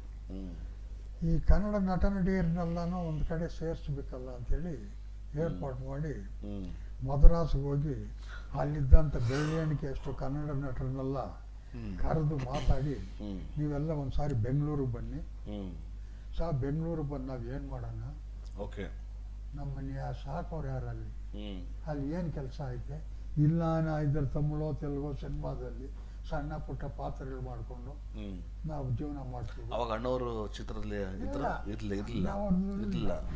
ಅದು ಹೇಳ್ತೀನಿ. ಮತ್ತು ಅವ್ರ ಬಗ್ಗೆ ಸ್ವಲ್ಪ ಚೀಪಾಗಿ ಮಾತಾಡೋ ಜನಗಳು ಬೇಜಾರಾಗ್ಬೋದು. ಹೌದು, ಬೇಡ ಅದನ್ನ ಸಪ್ರೇಟಾಗಿ ಹೇಳ್ತೀನಿ. ಅದು ಲೈವ್ ಆಗ್ತಾ ಇದೆಯಾ? ನಡೀತಿದೆ ಸರ್, ನಡೀತಿದೆ. ಹೌದಾ? ಹೌದು. ಆದ್ರೆ ಹೇಳೋದು ಬೇಡ. ಇಲ್ಲ ನಡೀತಿದೆ. ಇದಾದ್ಮೇಲೆ ಆವಾಗ ಮದ್ರಾಸಿಗೆ ಹೋಗಿ ಅವ್ರನ್ನೆಲ್ಲ ಇದು ಮಾಡಿ, ಅದೇ ನಮ್ಮ ಜೊತೆಲಿ ಅವಾಗ ಈ ಮೀಸೆ ಗಂಗಣ್ಣ ಅಂತೇಳಿ ಒಬ್ರು ಇದ್ದ. ಮೀಸೆ ಗಂಗಣ್ಣ. ಆಮೇಲೆ ಹೆಸರೇ ವಿಚಿತ್ರ ಇದೆ. ಸಾಕೂರ್ ಸಂಪಂಗಿ ಅಂತೇಳಿ ಒಬ್ರು, ನಾರಾಯಣ್ ಕುಮಾರ್. ಆಮೇಲೆ ಆ ಸಂಜೀವಪ್ಪ ಅಂತೇಳಿ, ಇಷ್ಟೇ ಜನ ಇದ್ದಿದ್ದು. ನಾರಾಯಣ್ ಕುಮಾರ್ ನಾರಾಯಣ್ ಸಿಂಗ್ ಅಲ್ಲ, ನಾರಾಯಣ್ ಕುಮಾರ್ ಅವ್ರು ಬೇರೆ. ಅವರು ತೀರೋಗ್ಬಿಟ್ರು. ಅವ್ರದ್ದು ಆಮೇಲೆ ಹೇಳ್ತೀನಿ. ಇಷ್ಟೇ ಇದು ಒಂದು ತೀರ್ಮಾನ ತಗೊಂಡವರು ಈ ನಟರನ್ನೆಲ್ಲನೂ ಬೆಂಗಳೂರಿಗೆ ಕರೆದ್ರು. ಬೆಂಗಳೂರಿಗೆ ಕರೆದು ನಂದಿ ಬೆಟ್ಟದಲ್ಲಿ ಒಂದು ಸಮ್ಮೇಳನ ಮಾಡಿದ್ರು. ನಂದಿ ಬೆಟ್ಟದಲ್ಲಿ ಅವತ್ತು ನಂದಿ ಬೆಟ್ಟದಲ್ಲಿ ಸಮ್ಮೇಳನ ಆಯಿತು. ಕಂಠೀರವ ಸ್ಟೇಡಿಯಂನಲ್ಲಿ ಸಾಯಂಕಾಲಕ್ಕೆ ರಸಮಂಜರಿ ಕಾರ್ಯಕ್ರಮ ಅಂತೇಳಿ ಒಂದು ಪ್ರೋಗ್ರಾಮ್ ಮಾಡಿದ್ವಿ. ನಾವೆಲ್ಲ ಅಲ್ಲಿ ಅವತ್ತು ನಂದಿ ಬೆಟ್ಟದಲ್ಲಿದ್ವಿ. ಅವತ್ತು ರಾತ್ರಿ ಅಲ್ಲಿ ಹಾಲ್ಟ್ ಇದ್ವಿ. ವಾಟಾಳ್ ನಾಗರಾಜ್ ಏನು ಮಾಡಿದ್ರು, ನೀನು ಬೆಂಗಳೂರಿಗೆ ಹೋಗ್ಬಿಟ್ಟು ಪೊಲೀಸ್ ಕಮಿಷನರ್ ಆಫೀಸ್ಗೆ ಹೋಗ್ಬಿಟ್ಟು ಈ ಪರ್ಮಿಷನ್ಗೆ, ಕಂಠೀರವ ಸ್ಟೇಡಿಯಂ ಪರ್ಮಿಷನ್ ಲೈಸೆನ್ಸ್ಗೆ ಕಮಿಷನರ್ ಆಫೀಸ್ ಲೆಟರ್ ಕೊಟ್ಟಿದ್ವಿ. ಅದೇನಾಯ್ತು ನೋಡ್ಬಿಟ್ಟು ಅದು ತೆಗೆದು ಇಟ್ಕೊಂಡಿರು ಅಂತೇಳಿ ನನ್ನ ಕಳಿಸಿಬಿಟ್ರು. ನಿಮ್ಗೆ ಜವಾಬ್ದಾರಿ ಕೊಟ್ಟರು. ಸರಿ, ಆಮೇಲೆ ಎಷ್ಟೊತ್ತಾದ್ರೂ ಅಲ್ಲಿ ಅದು ಕೊಡಲಿಲ್ಲ. ಅವಾಗ ಗರುಡಾಚಾರ್ಯ ಇದ್ರು. ಗರುಡಾಚಾರ್ಯ ಅಂದ್ರೆ ಕಮಿಷನರ್ ಅಂತ ಹೇಳಿರಲಿಲ್ಲ, DGನೋ DIGನೋ ಅಂತ ಯಾವಾಗ ಹೆಸರು, ಕಮಿಷನರ್ ಅಂತಲ್ಲ. ಅವ್ರ ಮೇಲೆ ಜಗಳಕ್ಕೆ ಬಿದ್ದುಬಿಟ್ಟೆ. ಸಾಯಂಕಾಲ 5 ಗಂಟೆ ಆಗ್ತಾ ಐತೆ, ಪರ್ಮಿಷನ್ ಕೊಟ್ಟಿಲ್ಲ ಅಂದ್ರೆ ಮತ್ತೆ ಹೆಂಗೆ ಅಂತೇಳಿ ನಾನು ಮೊದಲಿಂದನೂ ಸ್ವಲ್ಪ ಗಲಾಟೆ. ಅಲ್ಲ, ಚಳವಳಿ 19ನೇ ವಯಸ್ಸಲ್ಲೇ ಚಳವಳಿ ಮಾಡಿದ್ರೆ ಅದನ್ನ ವಾಟಾಳ್ರ ಹತ್ರ ಹೋಗಿ ಇವರು ಕಂಪ್ಲೇಂಟ್ ಮಾಡಿದ್ದಾರೆ. ಹುಡುಗ ಈಗ ಅನ್ಬಿಟ್ಟು ಅಂತೇಳಿ ಥರ ಮಾಡಿದೆ ಅಂತ. ಅದು ಆಮೇಲೆ ಗರುಡಾಚಾರ್ಯರು ಹಾ. ಟ್ರಾನ್ಸ್ಫರ್ ಆಗಿ ಬೆಳಗಾವಿಗೆ ಹೋದ್ರು. ಅವಾಗ ನಾವೆಲ್ಲ ಸೇರಿದ್ವಿ. ಅವತ್ತು ನನಗೆ ಹಿಂಗೆ ಬೆನ್ನು ತಟ್ಬಿಟ್ಟು ಅಚ್ಚಾ ಚೆನ್ನಾಗಿ ಒಳ್ಳೆ ಕೆಲಸ ಮಾಡಿ. ಹುಡುಗ ನೀನು ಹುಡುಗ ಅದು ಬಿಸಿ ರಕ್ತ ನಿನಗೆ ಓಕೆ ಓಕೆ. ಅಂತ ಆಯಿತು. ಸಲ ಆದಮೇಲೆ ಅವಾಗ ಈ ನಟರನ್ನೆಲ್ಲ ಕರ್ಕೊಂಬಂದರು. ನಟರ ನಾಗರಾಜು ಎಲ್ಲಿ ಕರ್ಕೊಂಬಂದರು, ಎಲ್ಲಿ ಆಶ್ರಯ ಇಲ್ಲ. ಈ ಹಲೋ ಹಲೋ ಹಾಂ ಮೇಡಮ್ ಹೇಳಿ. ಹಾಂ ಹಾಂ ಸರ್ ಪುಷ್ಪಗಿರಿ ಹತ್ರ ಇದ್ದಾರೆ, ಸ್ವಲ್ಪ ಗೈಡ್ ಮಾಡಿ ಅವ್ರಿಗೆ. ಬರ್ತಿದ್ದಾರೆ, ಗೈಡ್ ಮಾಡಿ. ಮಾತಾಡಿ ಮಾತಾಡಿ. ಹಾಂ ಹೇಳಿ ಸರ್ ಹೇಳಿ. ಸರಿ, ಹಾಂ ನರಸೋಜಿರಾವ್ ಛತ್ರ ಅಂತೇಳಿ, ಆ ನರಸೋಜಿರಾವ್ ಛತ್ರದಲ್ಲಿ ಇವ್ರು ಬಂದವ್ರಿಗೆಲ್ಲ ವಿತ್ ರಾಜ್ಕುಮಾರು ಸೇರಿ ಓಹ್ ಅಣ್ಣವ್ರ ಜೊತೆ. ಅವರು ಪಾಪ ಆವಾಗ ಆಗ ಸೀಸನ್ಗೆ ಅವರು ಅಂಥ ಶ್ರೀಮಂತಿಕೆ ಸ್ವಲ್ಪ ಬಡತನವಾಗಿದ್ದರು. ಹೌದು, ಒಳ್ಳೆ ನಟರು. ಕರ್ನಾಟಕಕ್ಕೆ ದಕ್ಷಿಣ ಭಾರತಕ್ಕೆ ಒಳ್ಳೆ ಹೆಸರು ತಂದರು. ಎಸ್, ಮತ್ತೆ ಕನ್ನಡದ ಬಗ್ಗೆ ಒಂದು ವಿಶೇಷ ಕರ್ನಾಟಕ ಅಭಿಮಾನ ಇತ್ತು. ಅಭಿಮಾನ ಇವತ್ತು ಇವತ್ತು ರಾಜ್ಕುಮಾರ್ ಅಂದರೆ ಅವರು ನಟನೆ ಮಾಡ್ತಾ ಇದ್ದ ಚಿತ್ರಗಳಾಗಲಿ ನಾಟಕಗಳಾಗಲಿ ಅವ್ರು ಬರ್ತಾ ಇದ್ದ ಪದ, ಕನ್ನಡದ ಪದಗಳು ಸ್ವಚ್ಛವಾಗಿ ನೀಟಾಗಿ ಹೌದೌದು ವ್ಯಾಕರಣಬದ್ಧವಾಗಿ ಎಸ್ ಇರ್ತಾ ಇತ್ತು. ಹೌದು ಹೌದು. ಈಗಿನ ಕಲಾವಿದರ ತರ ತುಂಡು ಚುಕುಡ ಮಾತಾಡ್ತಾರೆ. ಇಲ್ಲ ಇಲ್ಲ ಇಲ್ಲ ಇಲ್ಲ ನೆವರ್. ಅವರು ಬಹಳ ಅಲ್ಪ ಪ್ರಾಣ ಮಹಾಪ್ರಾಣ ಅತಿ ಶುದ್ಧವಾಗಿ. ಅಂದ್ರೆ ಆಗ ಊಟದ ಕಷ್ಟ. ಇವ್ರನ್ನೆಲ್ಲ ಕರ್ಕೊಂಡ್ಬಂದು ನರಸೋಜಿರಾವ್ ಛತ್ರದಲ್ಲಿ ಇಡಿಸಿ ಸುಭಾಷ್ ನಗರದಲ್ಲಿ 5 ನಾಟಕಗಳು ಕೊಡಿಸಿದ್ರು ಅವರಿಗೆ. 5 ನಾಟಕಗಳು ಆಡಿದ್ರು ಸುಭಾಷ್ ನಗರದಲ್ಲಿ. ಅಂದ್ರೆ ಕಾಂಗ್ರೆಸ್ ಎಕ್ಸಿಬಿಷನ್ ನಾಟಕಗಳು ಆಡಿದ್ರು. ಆಮೇಲೆ ಅದನ್ನ ಇವ್ರನ್ನ ಹೀಗೆ ಬಿಟ್ರೆ ಮುಂದೆ ಏನು ಮಾಡ್ಬೇಕು ಇವ್ರಿಗೆ ಅಂತೇಳಿ ಮೈಸೂರಿಗೆ ಹೋಗಿ, ಮೈಸೂರಿನಲ್ಲಿ ಬಸವರಾಜಯ್ಯ ಅಂತೇಳಿ ಒಬ್ರು ಓನರು, ಅವರು ಪ್ರೀಮಿಯರ್ ಸ್ಟುಡಿಯೋ ಅಂತೇಳಿ ಮೈಸೂರಿನಲ್ಲಿ ಒಂದು ಸ್ಟುಡಿಯೋ ಮಾಡಿದ್ರು. ಆ ಸ್ಟುಡಿಯೋದಲ್ಲಿ ಇವ್ರಿಗೆ ಚಿತ್ರಗಳು ಶೂಟಿಂಗ್ ಮಾಡೋದಕ್ಕೆ ಕಮ್ಮಿ ರೇಟ್ನಲ್ಲಿ ಶೂಟಿಂಗ್ ಮಾಡ್ಕೊಂಡು ಅವಕಾಶ ಮಾಡಿಸ್ಕೊಟ್ಟವ್ರು ಯಾರು ಅಂದರೆ ವಾಟಾಳ್ ನಾಗರಾಜ್. ಸಿನಿಮಾ ನಟರು ಇವತ್ತೇನಿದ್ರು ಇವತ್ತು ಕೋಟ್ಯಾಂತರ ರೂಪಾಯಿಗಳು ಸಂಪಾದನೆ ಮಾಡಿರ್ಬೋದು. ಒಂದೊಂದು ಸಿನಿಮಾಗೆ 1 ಕೋಟಿ ರೂಪಾಯಿ 2 ಕೋಟಿ ರೂಪಾಯಿ ಹಣ ಪಡೆದಿರ್ಬೋದು. ಅವತ್ತಿನ ದಿನ ಒಂದೊತ್ತು ಊಟಗಿಲ್ಲದ ಕಷ್ಟಪಡ್ತಾ ಇದ್ದಾರಲ್ಲ, ಅದನ್ನು ನೆನೆಸ್ಕೊಳ್ಳೋ ನಟರು ಇವತ್ತು ಒಬ್ಬರಿಲ್ಲ. ಆ ಕಷ್ಟಗಳು ಏನು ಅವತ್ತು ನಾವು ಇವತ್ತು ಯಾರಿಂದ ಈ ಮಟ್ಟಕ್ಕೆ ಬೆಳೆದಿದ್ದೀವಿ, ವಾಟಾಳ್ ನಾಗರಾಜನ್ ಸಂಪೂರ್ಣ ಮರೆತೇ ಬಿಟ್ರು. ಅವ್ರು ಅವತ್ತು ಮನಸ್ಸು ಮಾಡಿ ಅವ್ರನ್ನೆಲ್ಲ ಬೆಂಗಳೂರು ಕರೆತಂದು ಅವ್ರಿಗೆ ಊಟ ಹಾಕಿ ಅವ್ರ ಸೌಕರ್ಯಗಳು ಕೊಡದೇ ಇದ್ದಿದ್ರೆ ಇವತ್ತು ಕನ್ನಡ ಚಿತ್ರರಂಗ ಎಲ್ಲಿ ಉಳಿತಾ ಇತ್ತು?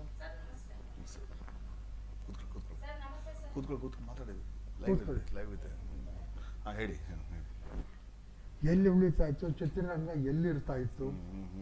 ಅವತ್ತು ಆ ಥರ ಮಾಡದಿದ್ರೆ ಇವತ್ತು ಕನ್ನಡ ಚಿತ್ರರಂಗ ಕೇಳೋರು ಇರ್ತಾ ಇರಲಿಲ್ಲ. ನಿಜ ನಿಜ ನಿಜ ಸತ್ಯ. ಅವತ್ತು 8-10 ಜನನ ಕರ್ಕೊಂಬಂದು ಅವ್ರಿಗೆ ಜಾಗ ಕೊಟ್ಟು ಮೈಸೂರು ಪ್ರೀಮಿಯರ್ ಸ್ಟುಡಿಯೋ ಕರ್ಕೊಂಡೋಗಿ ಅವ್ರಿಗೆ ಅವಕಾಶಗಳು ಕೊಡಿಸಿ ರಾತ್ರಿ ಆಗಲಿ ಕಷ್ಟಪಟ್ಟು ಅವ್ರನ್ನ ಬೆಳೆಸಿದ್ದು ಕನ್ನಡ ಚಳುವಳಿನೇ ಅಲ್ವಾ? ಯಾರು ಕೋಟಾಧಿಪತಿಗಳಲ್ಲ, ಯಾರು ಅಲ್ಲ, ಹಣವಂತರಲ್ಲ.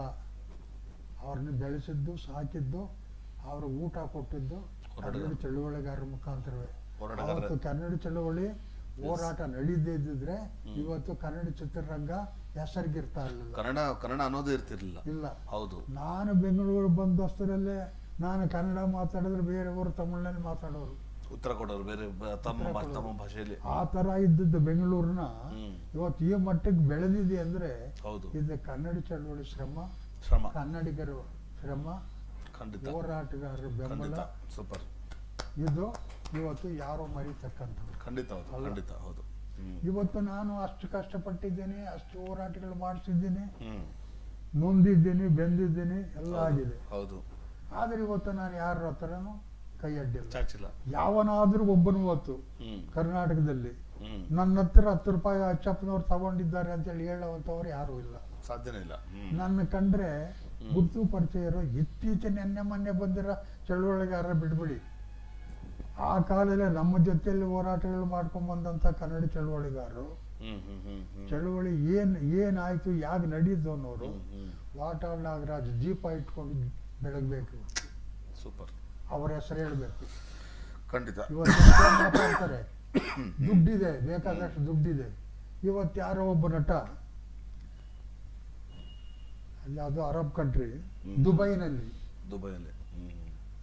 3 ಕೋಟಿ ರೂಪಾಯಿ ಕೊಟ್ಟು ಒಂದು ಮನೆ ಕೊಂಡ್ಕೊಂಡ್ರೆ, 30 ಕೋಟಿ 300 ಕೋಟಿ ಕೊಟ್ಟು ಒಂದು ಮನೆ ಕೊಂಡ್ಕೊಂಡ. ಯಾಕೆ ಬೆಂಗಳೂರಿನಲ್ಲಿ ಕರ್ನಾಟಕದಲ್ಲಿ ಇರ್ಲಿಲ್ವಾ, ಇಂಡಿಯಾದಲ್ಲಿ ಇರ್ಲಿಲ್ವಾ? ಅದ್ಯಾಕೆ ನೀವು 300 ಕೋಟಿ ರೂಪಾಯಿ ದುಬೈನಲ್ಲಿ ಮನೆ ಕೊಂಡ್ಕೊಂಡ್ರಿ? ಯಾವ ಸುಖಕ್ಕೆ, ಯಾವ ಪುರುಷಾರ್ಥಕ್ಕೆ ಅಲ್ವಾ? ಅಲ್ಲಿ ಆ ದುಡ್ಡು ತೆರಿಗೆ, ಅದರಲ್ಲಿ ಬರೋಂಥ ಸಂಪಾದನೆ ಯಾರಿಗೂ ಹೋಗುತ್ತೆ? ಕನ್ನಡಿಗರಿಗೆ ಬರುತ್ತಾ? ಖಂಡಿತ ಒಂದನೇ ಇಲ್ಲ. ವಿದೇಶದಲ್ಲಿ ನೀವು ಆಸ್ತಿ ಮಾಡಿದ್ರೆ ಯಾರು ಬದುಕೋದಕ್ಕೋಸ್ಕರ ಮಾಡಿದ್ರಿ, ಯಾವ ಪುರುಷಾರ್ಥಕ್ಕೆ ಮಾಡಿದ್ರಿ? ಯಾರಿಗೊಬ್ಬ ನಟ ಹೆಸರು ಹೇಳೋದು ಬೇಡ, ಈ ಥರ ಎಲ್ಲ ಕನ್ನಡ ಹೆಸರು ಹೇಳ್ತಾರೆ. ಇವತ್ತು ಕನ್ನಡ ಕನ್ನಡ ಕನ್ನಡ ಕನ್ನಡ ಎಲ್ಲಿದೆ ಕನ್ನಡ ಅಂದರೆ ನನಗೆ ಒಂದು ಸಂತೋಷ ಏನು ಅಂದರೆ ಅವತ್ತು ಕನ್ನಡನೇ ಕೇಳೋರಿಲ್ಲ ಅಂತ ಆ ಕನ್ನಡನ 3 ಅಕ್ಷರಕ್ಕೆ ಬೆಲೆ ಇಲ್ಲದಂಥ ಸಂದರ್ಭದಲ್ಲಿ ಕನ್ನಡ ಹೋರಾಟ ಮಾಡಿ ಪೊಲೀಸ್ನವ್ರ ಕೈಲಿ ಏಟು ತಿಂದು ಉಪವಾಸ ನೋಡಿ. ಒಂದೇ ಒಂದು ವಿಚಾರ ಹೇಳ್ತೀನಿ ನಿಮ್ಗೆ. ಜಯನಗರದಲ್ಲಿ ಒಂದು ಪೊಲೀಸ್ ಸ್ಟೇಷನ್ ಇದೆ, ನೋಡಿದ್ದೀರಾ? ಹೌದು. ಆ ಪೊಲೀಸ್ ಸ್ಟೇಷನ್ ಕಟ್ತಾ ಇದ್ರು, ಇನ್ನೂ ಅದು ಕಿಟಕಿಗಳಿಟ್ಟಿಲ್ಲ, ಬಾಗಿಲಿಟ್ಟಿಲ್ಲ, ಕಟ್ತಾ ಇದ್ರು. ಇದೇ ಡಿಸೆಂಬರ್ ತಿಂಗಳು. ಅವತ್ತು ನಾವು ಮೈಸೂರು ಬ್ಯಾಂಕ್ ಹತ್ರ ಕಾವೇರಿ ನೀರಿಗಾಗಿ ಅಂತೇಳಿ ದೊಡ್ಡ ಒಂದು ಹೋರಾಟ ಮಾಡಿದ್ವಿ. ಕಾವೇರಿ ನೀರಿಗಾಗಿ ಅಂತೇಳಿ ಒಂದು ದೊಡ್ಡ ಹೋರಾಟ ಮಾಡಿದ್ವಿ.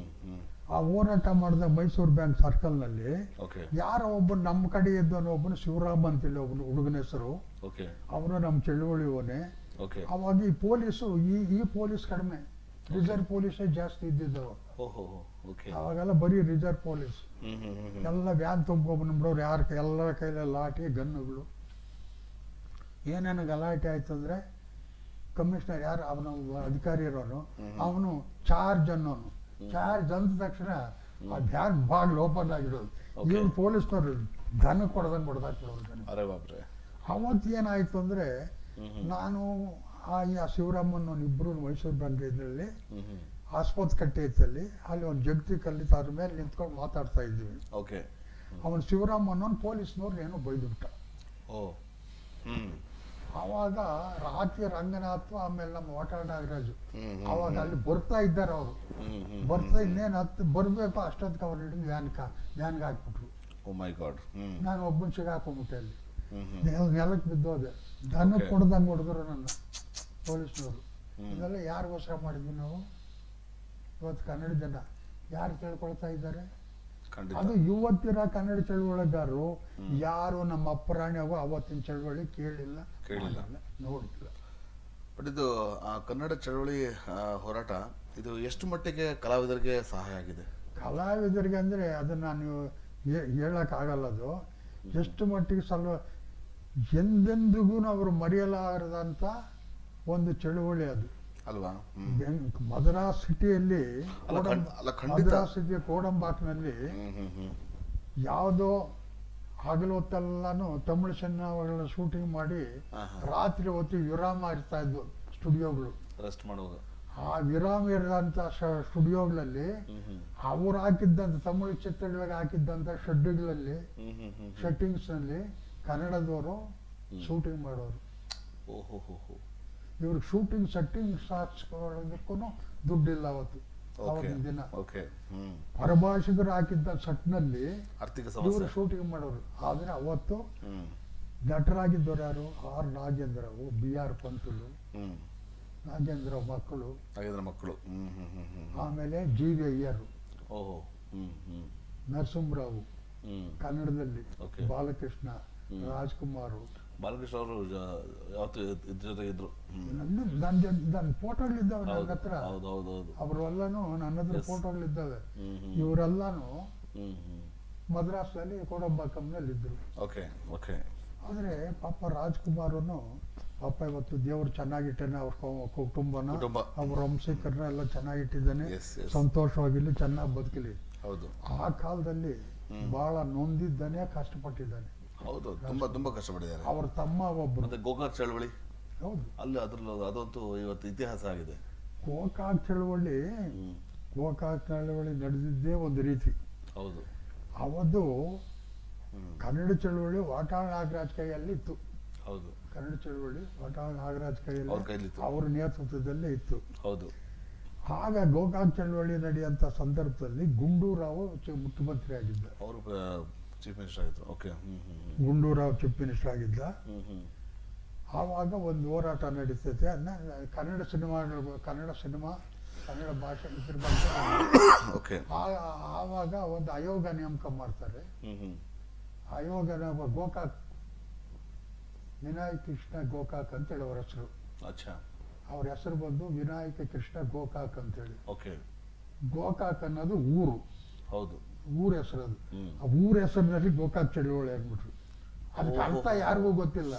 ಗೋಕಾಕ್ ಅಂದ್ರೆ ಏನು? ಮನುಷ್ಯನ ಹೆಸರಲ್ಲ ಅದು, ಊರಿನ ಹೆಸರು. ಊರಿನ ಹೆಸರು. ಹೌದು. ಗೋಕಾಕ್ ಅನ್ನೋದು ಊರಿನ ಹೆಸರು. ಹೌದೌದು. ವಿನಾಯಕ ಕೃಷ್ಣ ಅಂತ ಅವ್ರ ಹೆಸರು. ಅವ್ರನ್ನ ಒಂದು ಆಯೋಗ ನೇಮಕ ಮಾಡಿದ್ರು. ಆ ಆಯೋಗ ತೀರ್ಮಾನ ಕೊಟ್ರು. ಆ ಆಯೋಗ ತೀರ್ಮಾನ ಕೊಟ್ಟಾಗ ಸರ್ಕಾರ ನಾವು ಜವಾಬ್ದಾರಿ ಕನ್ನಡದಲ್ಲೇ ಮಾಡ್ತೀವಿ ಅಂತ ಹೇಳಿ ಅಂದಾಗ ಇವರು ಸರ್ಕಾರನೇ ಮಾಡೋವಾಗ ನಾವ್ಯಾಕೆ ಹೋರಾಟ ಮಾಡ್ಬೇಕಂತೇಳಿ ಅವಾಗ ಒಂದಿಬ್ರು ಆದ್ರೂ ನಾವು ಚಳವಳಿ ಬಿಟ್ಕೊಡ್ಬಾರ್ದು ಅಂತ ಹೋರಾಟ ಮಾಡ್ಲೇಬೇಕಂತೇಳಿ ವಾಟಾಳ್ ನಾಗರಾಜ್ ಹೋರಾಟ. ಮುಂದೆ ಏನಾಗುತ್ತೋ ಅಂತ. ಮಧ್ಯದಲ್ಲಿ ಯಾರೋ ಒಂದಿಬ್ರು ಇಲ್ಲ ಸ ಅವ್ರಿಗೆ ಏನ್ ಗೊತ್ತು. ಅವಾಗ ನಮ್ಮ ಮೀಸೆ ಗಂಗಣ್ಣ ಅಂತ ಹೇಳಿದ್ರು, ಅವರೊಬ್ಬರು ಇದ್ರ ಜೊತೆಲಿ ನಾವ್ ಇವಾಗ ಧುಮುಕ್ಬೇಕು ಚಳವಳಿಗೆ, ಇಲ್ಲ ಅಂದ್ರೆ ಆ ಸಿನಿಮಾದವ್ರು ಬಂದ್ಬಿಡ್ತಾನೆ, ಬೇಡ. ಈಗೆಲ್ಲ ನಡೀತು. ಆಗ ನೋಡಿ ಹಂಗ ಆದ್ರೂ ಸಿನಿಮಾದವ್ರಿಗೆ ಎಷ್ಟೋ ಅದು ಸಹಕಾರ ಆಗಿದೆ ಅಂತ ಹೇಳ್ಬೋದು. ಯಾಕಂದ್ರೆ ಕನ್ನಡಕ್ಕೆ ಅಷ್ಟು ನಾವು ಪ್ರಾಮುಖ್ಯತೆ ಕೊಟ್ಟಿದ್ದಕ್ಕೆ ಆ ಕನ್ನಡ ಚಿತ್ರಗಳನ್ನ ನಾವು ನೋಡೋಕೆ ನಾವು ಸಾಧ್ಯ ಆಯ್ತು. ಆಮೇಲೆ ಎಲ್ಲ ಆಗ್ತಿತ್ತು, ಸಾಧ್ಯನೇ ಇಲ್ಲ. ಕನ್ನಡ ಇವಾಗ ಸರ್ಕಾರಗಳು ನಗರಸಭೆಯಲ್ಲಿ, ಮುನ್ಸಿಪಾಲಿಟಿಗಳಲ್ಲಿ, ರಾಜ್ಯ ಸರ್ಕಾರದಲ್ಲಿ ಅಷ್ಟು ಕನ್ನಡದಲ್ಲಿ ಆಡಳಿತ ನಡೆಸಬೇಕಾದ್ರೆ ಕಾರಣ ಯಾರು? ಕನ್ನಡ ಚಳವಳಿನೇ. ಖಂಡಿತ ಕನ್ನಡ ಚಳವಳಿ ಇಲ್ಲದೇ ಇದ್ದಿದ್ರೆ ಇವತ್ತಿಗೂ ಅದು ನಡೀತಾ ಇಲ್ಲ. ಆಗ್ತಾ ಇದಕ್ಕೆಲ್ಲ ದಾರಿ ತೋರಿಸ್ಕೊಟ್ಟಿದ್ದು ಕನ್ನಡ ಚಳವಳಿನೇ. ಹೌದು, ಅನ್ನ ಕೊಟ್ಟಿದ್ದು ಕನ್ನಡ ಚಳವಳಿ. ಮತ್ತೆ ಆಗಿನ ಕಾಲದಲ್ಲಿ ತಾವು ಸೂಕ್ತವಾದ ವ್ಯಕ್ತಿ ಜೊತೆನೆ ತಾವು ಹೋರಾಟ ಪ್ರಾರಂಭ ಮಾಡಿದ್ರೆ ಅದು ನಮ್ಮ ವಾಟಾಳ್ ನಾಗರಾಜ್. ಅದು ಬಹಳ ಒಳ್ಳೆ ನಿರ್ಧಾರ ಅಂತ ಹೇಳ್ಬೋದು. ನಿರ್ಧಾರ ಅಂತಲ್ಲ, ವಾಟಾಳ್ ನಾಗರಾಜ್ ಸುವರ್ಣಾಕ್ಷರಗಳಲ್ಲಿ ಬರಿಬೇಕು. ಖಂಡಿತ. ವಾಟಾಳ್ ನಾಗರಾಜ್ ಅಂದ್ರೆ ಇವತ್ತು ನೀವು ಏನು ಹೇಳ್ತೀರಿ, ಯಾರಾದ್ರೂ ಒಬ್ಬ ಮನುಷ್ಯ 60-65 ವರ್ಷಗಳ ಕಾಲ ಒಂದು ಹೋರಾಟದಲ್ಲಿ ಇನ್ನು ಹಿಗ್ಗದೆ ತಗ್ಗದೆ ಬಗ್ಗದೆ ಜಗ್ಗದೆ ಹೋರಾಟ ಮಾಡ್ತಾ ಇದ್ದಾನಂದ್ರೆ ವಾಟಾಳ್ ನಾಗರಾಜ್. ಅವ್ರು ಬಿಟ್ಟರೆ ಬೇರೆ ಯಾರು ಸಾಧ್ಯ ಇಲ್ಲ. ಅದ್ಭುತ ಅದ್ಭುತ.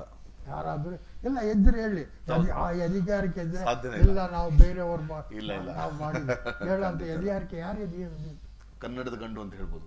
ಅದೇ ನಾನು ಹೇಳಿದ್ನಲ್ಲ, ಮೊದಲೇ ಹೇಳಿದ್ನಲ್ಲ, ನಿಮ್ಮ ಏರಿಯಾ ಕನ್ನಡದ ಗಂಡು. ಕಬ್ಬನ್. ಅದಕ್ಕೆ ನಾನು ಮೊದಲು ನನ್ನ ಜಿಲ್ಲೆಗೆ ನಾನು ಪ್ರಾಮುಖ್ಯತೆ ಕೊಟ್ಟೆ. ಕಾರಣ ಏನು? ಶತಶೃಂಗ ಪರ್ವತಗಳ ಸಾಲು. ಹೌದು, ಅದಕ್ಕೆ ಹೆಸರೇ ಶತಶೃಂಗ ಪರ್ವತಗಳ ಸಾಲು. ಚಿನ್ನದ ಬೀಡು, ಗಂಧದ ನಾಡು. ಸೂಪರ್, ಅದ್ಭುತ. ಅದೇ ನಮ್ಮ ಕೋಲಾರ ಜಿಲ್ಲೆ. ಇಲ್ಲ, ಕನ್ನಡಕ್ಕೆ ತಾವು ಇಷ್ಟು ಅಪಾರ ಕೊಡುಗೆನ ಕೊಟ್ಟಿದ್ರೆ ನಿಜಕ್ಕೂ ನಮಗೆ ಹೆಮ್ಮೆ ಅನ್ಸುತ್ತೆ. ಇವತ್ತು ಬಹಳ ಬಹಳ ಹೆಮ್ಮೆ ಅನ್ಸುತ್ತೆ. ಇದು ಸೊ ಅಚ್ಚ ಕನ್ನಡಿಗ ಮತ್ತು ಒಬ್ಬರು ನವನೀತಕೆರೆ ರಾಮಕೃಷ್ಣ ಅವರು ಕಮೆಂಟ್ನ ಬರೆದಿದ್ದಾರೆ. ಅಚ್ಚ ಕನ್ನಡಿಗ, ಕನ್ನಡದ ಭಾಷೆ ಅವರ ಎದೆ ಮೇಲೆ ಅಚ್ಚಾಗಿದೆ. ಅಚ್ಚಪ್ಪನವರೇ ಅಭಿನಂದನೆಗಳು ನುಣೇನ ರಾಮಕೃಷ್ಣ ಅಂತ ಅವರು ಕಮೆಂಟ್ ಮಾಡಿದ್ದಾರೆ, ಧನ್ಯವಾದಗಳು. ಸೊ ನಿಮ್ಮ ಹವ್ಯಾಸಗಳ ಬಗ್ಗೆ ನಮ್ಮ ವೀಕ್ಷಕರಿಗೆ ತಿಳಿಸ್ತಾರೆ. ಹವ್ಯಾಸಗಳ ಬಗ್ಗೆ ನನ್ನ ಹವ್ಯಾಸಗಳು ಒಳ್ಳೆಯ ಅಭ್ಯಾಸಗಳೇ, ಕೆಟ್ಟ ಅಭ್ಯಾಸಗಳು. ಅಂದರೆ ನನ್ನ ಜೀವನದಲ್ಲಿ ಯಾವುದೋ ಒಂದು ಸುಮಾರು ನಾನು 15-16 ವಯಸ್ಸು ಸಣ್ಣ ಹುಡುಗನಲ್ಲಿ ಸಿಗರೇಟ್ ಸೇರ್ತಾ ಇದ್ದೆ. ಅಲ್ಲಲ್ಲ, ಹವ್ಯಾಸ ಅಂದ್ರೆ ನಾನು ಅಭ್ಯಾಸಗಳಲ್ಲ, ಹವ್ಯಾಸಗಳು ಅಂದ್ರೆ ನಿಮ್ಮ ಬಿಡುವು ಸಮಯದಲ್ಲಿ ಏನ್ ಮಾಡ್ತಿದ್ರಿ ಅಂತ. ಬಿಡುವ ಸಮಯದಲ್ಲಿ ನನಗೆ ಬಿಡುವು ಅನ್ನೋದೇ ಅಲ್ಲ. ಬಿಡುವೇ ಇರಲಿಲ್ಲ, ಬಿಡುವೇ ಇಲ್ಲ. ಅಂದ್ರೆ ನಿಮ್ಮ ಅಂದ್ರೆ ಚಳವಳಿ, ಕನ್ನಡಕ್ಕೆ ಹೋರಾಟ, ಅದು ಬಿಟ್ಟರೆ ಬೇರೆ ಏನು ಮಾಡಿಲ್ಲ. ನಮಗೆ ರಜಾ ಇದ್ದ ದಿವಸ ಎಲ್ಲ ಚಳುವಳಿ ಹೋರಾಟಗಳೇ. ರಜೆ ಇದ್ದ ರಜಾ ದಿನಗಳೆಲ್ಲ, ರಜಾ ದಿನಗಳು ಇಂಥ ದಿವಸ ರಜಾ ಅಂದ್ರೆ ಆವತ್ತಿನ ದಿವಸ ಯಾವುದೋ ಒಂದು ಕಾರ್ಯಕ್ರಮ ರೂಪಿಸ್ತಾ ಇದ್ವಿ. ಅದನ್ನು ಇವತ್ತಿನ ಪ್ರಚಾರ ಕೊಡ್ತಾ ಇದ್ದೀವಿ. ಸೂಪರ್, ಅದ್ಭುತ ಸರ್. ನಮ್ಮ ಅಭ್ಯಾಸಗಳು ಅಂದ್ರೆ ಓಕೆ ಸರ್, ಈಗ ಮುಂದಿನ ಯೋಜನೆಗಳು ಏನಿದೆ ನಿಮಗೆ? ನನ್ನ ಸಹ ಈಗ ನನಗೆ 91 ವರ್ಷ ಪೂರ್ತಿಯಾಗಿದೆ. 90 ವರ್ಷ ಆದ್ಮೇಲೆ ನನ್ನ ಇನ್ನು ಮುಂದಿನ ಯೋಜನೆ ಏನಿದೆ? ನಾನು ಎಲ್ಲಿಂದ ಬಂದ್ರು ಅಲ್ಲಿ ಹೋಗೋದೊಂದೇ. ದೇವರು ನನ್ನ ಎಲ್ಲಿಂದ ಕಳಿಸಿದ್ನು ಮತ್ತೆ ಅಲ್ಲಿ ಹೋಗೋದು.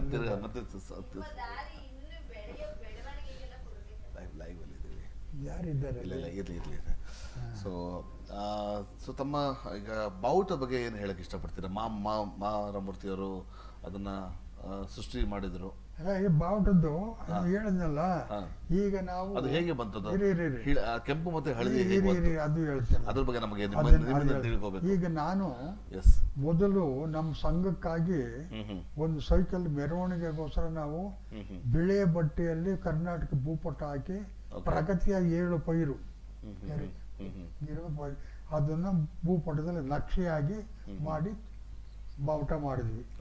ಆ ಬಾವುಟ ಹಾಗೆ ಕಂಟಿನ್ಯೂ ಮಾಡಿದ್ವಿ. ಆದರೆ ನನ್ನ ಕಾಲಕ್ಕೆ ಅದು ಮುಗಿದು ಅಂದ್ರೆ ಆ ಬಿಳೆ ಬಣ್ಣ. ಆಮೇಲೆ ಏನ್ ಮಾಡಿದ್ವಿ ನಾವು, ಹಳದಿ ಬಣ್ಣದಲ್ಲಿ ಮಾಡಬೇಕು. ಈ ಬಿಳೆ ಬಣ್ಣದಲ್ಲಿ ಮಾಡಿ ಶ್ವೇತವರ್ಣ ಶಾಂತಿ ಸಂಕೇತ ಅಂತೇಳಿ ನನಗೆ ಪಾಠ ಮಾಡಿದವರು ರಂಗನಾಥ ರಾಮಚಂದ್ರ ದಿವಾಕರ್ ಅವರು.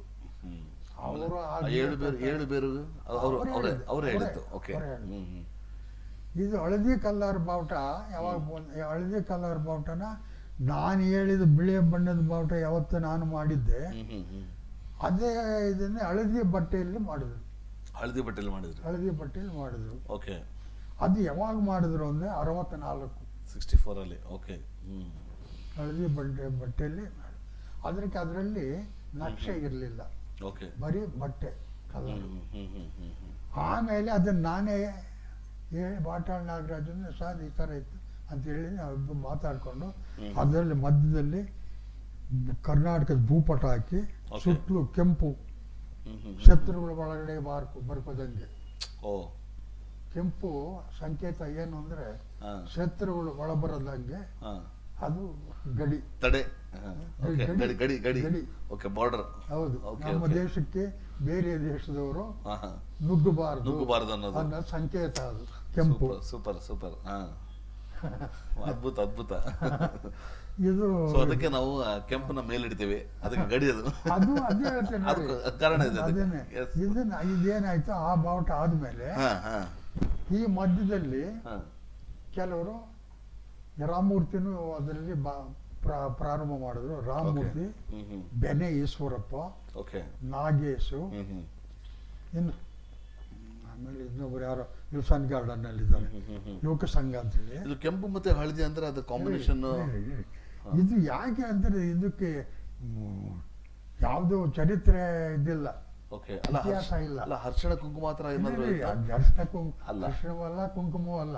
ಅದು ಜನ ಇವಾಗ ಏನೇನು ಹೇಳ್ತಿದ್ದಾರೆ, ಅದನ್ನ ಹೇಳ್ತೀನಿ. ಹೇಳಿ. ಇದು ಹಳದಿ ಕೆಂಪು ಬಾವುಟ ಕನ್ನಡ ಪಕ್ಷ ಅಂತ ಹೇಳಿ ಒಂದು ಹುಟ್ಟಿತು. ಅಂದ್ರೆ ಚಳುವಳಿ ಅಲ್ಲ, ಕನ್ನಡ ಪಕ್ಷ. ನಮ್ಮದು ಕನ್ನಡ ಚಳುವಳಿ. ಅವರು ಕನ್ನಡ ಪಕ್ಷ ಅಂತೇಳಿ ರಾಮಮೂರ್ತಿ. ಅದನ್ನ ರಾಮಮೂರ್ತಿ ನಮ್ಮ ಜೊತೆಲೇನೂ ಇದ್ರು.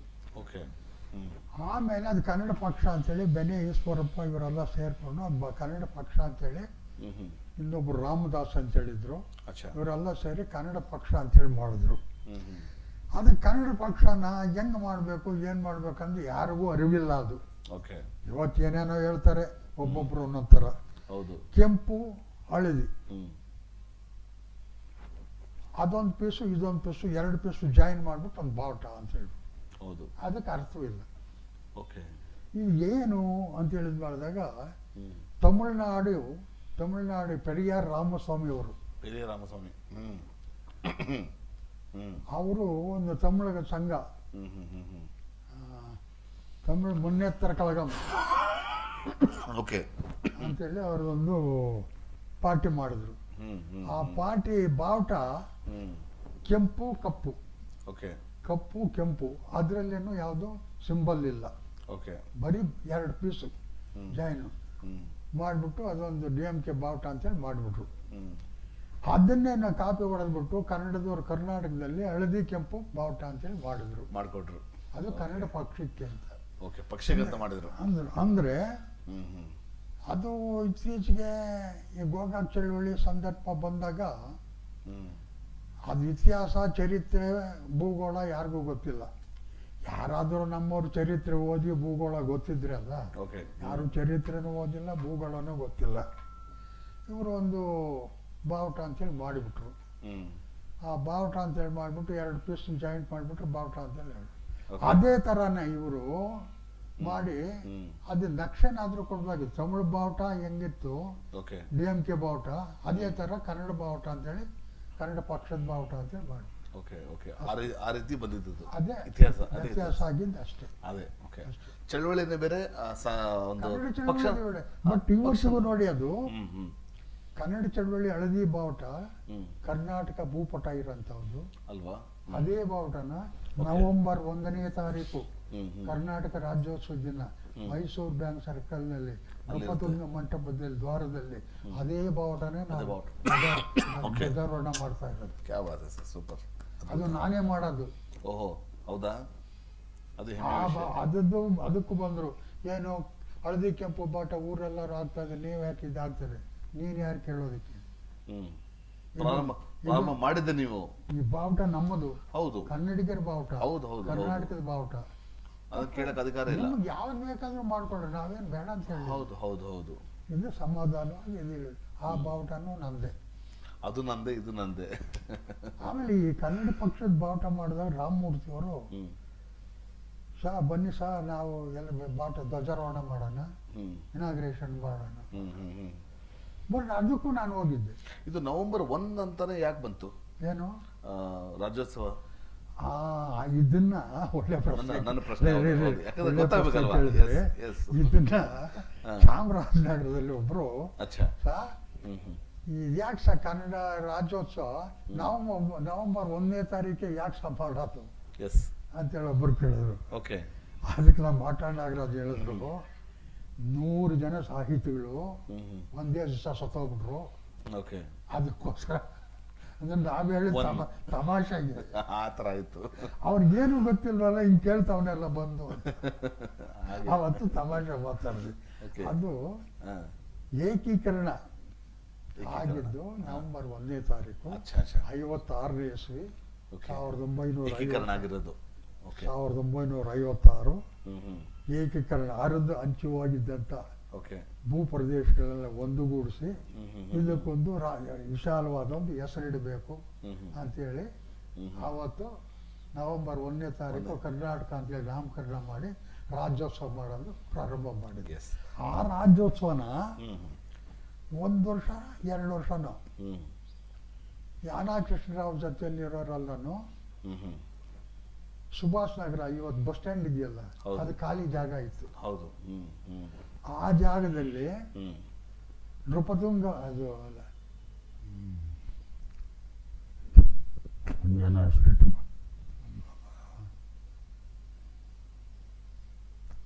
ವಿದ್ಯಾರಣ್ಯ ಮಂಟಪ ಅಂತೇಳಿ ಅವರು ಅಲ್ಲಿ ಅದಕ್ಕೆ ಹೆಸರಿಟ್ಕೊಂಡು ರಾಜ್ಯೋತ್ಸವ ಮಾಡಿದ್ರು. ಓಕೆ, ಆದ್ರೂ ನಿಮ್ಮ ನೆನಪಿನ ಶಕ್ತಿ ಬಹಳ ಚೆನ್ನಾಗಿದೆ. ಯಾಕಂದ್ರೆ 91ನೇ ವಯಸ್ಸಲ್ಲಿ ಇಷ್ಟು ನೆನಪಿನ ಶಕ್ತಿ ತಾವು ಇಟ್ಕೊಂಡಿದ್ದೀರಾ. ಆದ್ರೂ ಎಷ್ಟು ಅದ್ಭುತ. ಮಾತು ಅಲ್ಲ, ಆದ್ರೂ ಅದು ಈಗ ನಿಮ್ಗೆ- ಶ್ಲಾಘನೀಯ ಸರ್.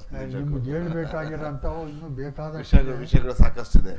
ಬೇಕಾಗಿರೋ ತಾವು ಪಿ ಬಿ ಶ್ರೀನಿವಾಸ್ ಅವ್ರ ಜೊತೆ ಕೂಡ ಒಡನಾಟ ಇತ್ತು ಅಂತ ನಾವು ಕೇಳ್ಪಟ್ವಿ. ಯಾರಿಗೆ? ತಮಗೆ ಹೌದು. ಅದು ಅದ್ರ ಬಗ್ಗೆ ಸ್ವಲ್ಪ ನಮ್ಮ ವಿಷಯಕ್ಕೆ ತಿಳಿಸಿ.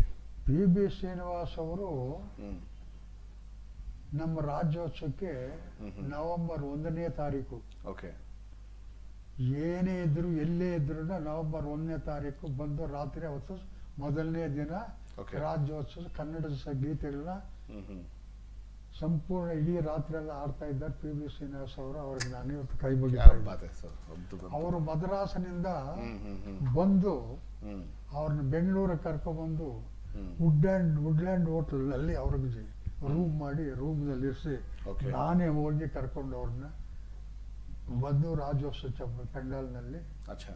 ಕಾರ್ಯಕ್ರಮ ಮಾಡಿಸ್ತಾ ಇದ್ದೆ ಅವ್ರ ಕೈಯಲ್ಲಿ. ಹ್ಮ್ ಹ್ಮ್ ಹ್ಮ್ ಹ್ಮ್ ಪಿ ಬಿ ಶ್ರೀನಿವಾಸ್ ಅವ್ರನ್ನ ಕೊನೆ ಗಳಿಗೆವರೆಗೂ ನಾನು ಅವ್ರನ್ನ ನೆನೆಸ್ಕೊಳ್ದೇ ಇರೋಂಥ ದಿನವೇ ಇಲ್ಲ. ಇಲ್ಲ. ಓಕೆ. ಹ್ಮ್ ಅವ್ರಿಟ್ಟು ಅವ್ರ ತಲೆ ಮೇಲೆ ಇಟ್ಕೊಂಡಿರೋ ಪೇಟ ಪೇಟ ಮೈಸೂರು ಪೇಟ. ಮೈಸೂರು ಪೇಟ ಅದು. ಎಸ್. ಮೈಸೂರು ಅವರು ಮೊದಲು ಪೇಟ ಇಡ್ತಾ ಇರಲಿಲ್ಲ. ಹೌದು. ಈ ಮೈಸೂರು ಪೇಟನ ಮೈಸೂರಿನಲ್ಲಿ ಒಂದು ಕನ್ನಡ ಕಾರ್ಯಕ್ರಮ ಆದಾಗ ಮೈಸೂರಿನಲ್ಲಿ ಇಟ್ಟಂತ ಪೇಟ ಅದು. ಕೊನೆಯವರೆಗೂ ಅವ್ರ ಜೀವಂತವಾಗಿರೋವರೆಗೂ ಆ Yes. ಪೇಟ ತೆಗಿಲಿಲ್ಲ.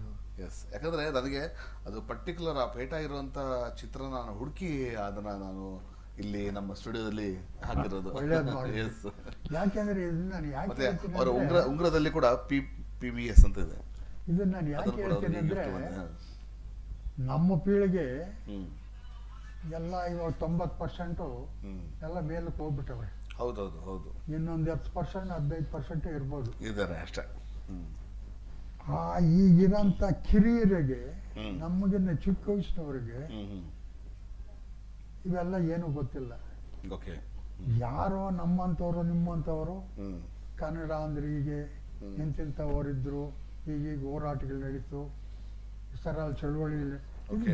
ಮುಂದಿನ ಪೀಳಿಗೆಗೆ ಗೊತ್ತಾಗೋದಕ್ಕಾದ್ರೂ 4 ಜನಕ್ಕೆ ಗೊತ್ತಾಗ್ಬೇಕು. ಹ್ಮ್ ಹ್ಮ್ ಹ್ಮ್ ಹ್ಮ್ ನಿಜ. ನಾವು ಹುಟ್ಟಿದ್ವಪ್ಪ ಬದುಕಿದ್ವಿ ತಿಂದ್ವಿ ಮಾಡಿದ್ವಿ ಸತ್ವಿ ಓಕೆ. ಎಲ್ಲ ಪ್ರಾಣಿಗಳು ಪ್ರಾಣಿಗಳು ಅದಕ್ಕೆ ಹುಟ್ತವೆ. ಅರ್ಥನೇ ಇಲ್ಲ. ಅಲ್ಲಲ್ಲ ಪ್ರಾಣಿಗಳು ಹುಟ್ಟುತ್ತವೆ, ಹೌದು ಅವು ಬದುಕ್ತವೆ ತಿಂತವೆ ಸಾಯ್ತವೆ. ಹೌದು ಹೌದು. ಏನ್ ಸಾಧೋದು ಏನೂ ಇಲ್ಲ. ಅಲ್ವಾ? ಆದ್ರೆ ನಾವು ವಿಶೇಷವಾದ ಜ್ಞಾನ ಇರೋಂಥ ಮನುಷ್ಯ ಜನ್ಮ. ಎಸ್. ಒಂದು ಕರೆ ಬರ್ತಾ ಇದೆ, ಮಾತಾಡೋಣ. ಹಲೋ. ನಮಸ್ಕಾರ. ನಮಸ್ಕಾರ. ಯಾರು ಮಾತಾಡೋದು? ಲೋಕೇಶ್ ಸರ್. ನಮಸ್ಕಾರ ಲೋಕೇಶ್ ಅವರೇ, ಹೇಗಿದ್ದೀರಾ? ಚೆನ್ನಾಗಿದೆ ಸರ್. Yes sir.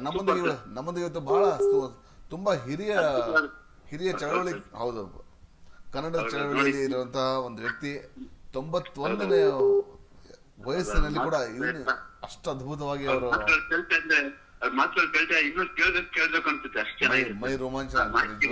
ಎಸ್. ಒಡನಾಟ ಹೌದು ಹೌದು ಹೌದು ಹೌದು. ತುಂಬಾ ಖುಷಿ ಆಯ್ತು ಸರ್. ಮಾತಾಡಿ ಸರ್. ನಮಸ್ಕಾರ ನಮಸ್ಕಾರ ಸರ್. ನಮಸ್ಕಾರ. ತುಂಬಾ ಚೆನ್ನಾಗಿದ್ದೀರಾ? ಖುಷಿ ಆಯ್ತು. ಚೆನ್ನಾಗಿತ್ತು. ನಿಮ್ಮ ವೇದಿಕೆಯಲ್ಲಿ ನೋಡಿ ತುಂಬಾ ಖುಷಿ ಆಯ್ತು. ಹೌದಾ ನಿಮ್ಮ ಒಂದು ಅದ್ಭುತವಾದ ಮಾಹಿತಿ ಇದ್ದಾಗೆ ನಾನು ಧನ್ಯವಾದ ಹೇಳ್ತಾ ಇದ್ದೀನಿ. ಯಾರು ಲೋಕೇಶ್ ಅಂತ. ಲೋಕೇಶ್ ಅವರ? ಹೌದು ಸರ್. ತುಂಬಾ ಸಂತೋಷ ಆಯ್ತಪ್ಪ. ನಾನು ಸಣ್ಣ ಒಂದು ಕಲೆ ತಿಳ್ಳೆ ಗಾಯಕ ಸರ್. ಮೆದುಗಡೆ ನಾನು ಮಾತಾಡೋದೇ ಸೌಭಾಗ್ಯ ಅಂತ ಹೇಳ್ಬೋದು ಅಷ್ಟೇ. ಒಳ್ಳೇದು, ಸಂತೋಷನಪ್ಪ, ಒಳ್ಳೇದಾಗಿ. ಹಲೋ ಬಾಲ ಸರ್. ಎಸ್, ಖಂಡಿತ. ಹೌದು ಹೌದು. ಬಾಲ ಸರ್, ಅವ್ರಿಗೋಸ್ಕರ ಒಂದು ಅಪಾರ ಕೀರ್ತಿ. ಅವ್ರಿಗೋಸ್ಕರ ಒಂದು ಅಪಾರ ಕೀರ್ತಿ. ಎಸ್ ಸರ್, ಎಸ್ ಸರ್, ಬರ್ಲಿ.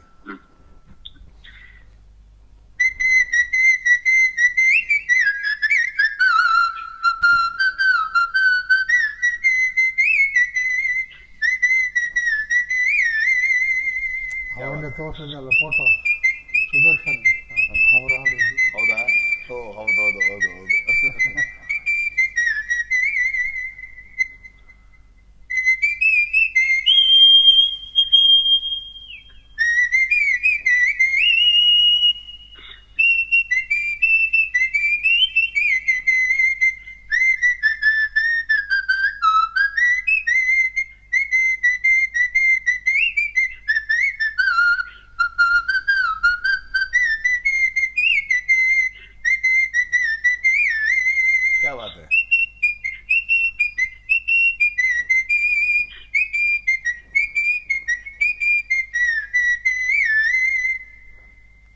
ವಾವ್, ಅದ್ಭುತ. ಇದು ಆಕ್ಚುಲಿ ಸುದರ್ಶನ್ ಅವರ ಹೌದು ಸರ್, ಹೌದು ಸರ್. ಚಿತ್ರಕನ್ನಡದಲ್ಲಿ ಆಗಿರೋದು. ಸೂಪರ್, ಬಹಳ ಬಹಳ ಅದ್ಭುತವಾಗಿತ್ತು ಇದು. ಅವ್ರ ಕಿವಿ ಕೇಳಿಸಿದ್ರು ಸೌಭಾಗ್ಯ ಅಷ್ಟೇ. ಎಸ್ ಎಸ್, ಖಂಡಿತ. ಥ್ಯಾಂಕ್ ಯು ಧನ್ಯವಾದಗಳು ಸರ್, ಧನ್ಯವಾದಗಳು. ಧನ್ಯವಾದಗಳು ಸರ್, ಧನ್ಯವಾದ. ಸಿಕ್ಕಾನಪ್ಪ, ಒಂದ್ ದಿವಸ ಮಾತಾಡೋಣ. ಓಕೆ ಎಸ್, ನಮಸ್ಕಾರ.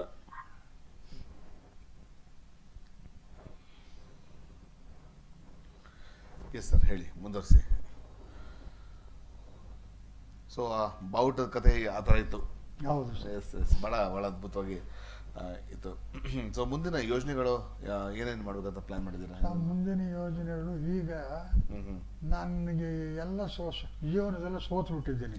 ಓಕೆ. ಇನ್ನು ಸೋತಿರುವಾಗ ಗೆಲ್ಲ ಸಾಹಸ ಮಾಡಕ್ ಹೋಗಲ್ಲ. Okay okay.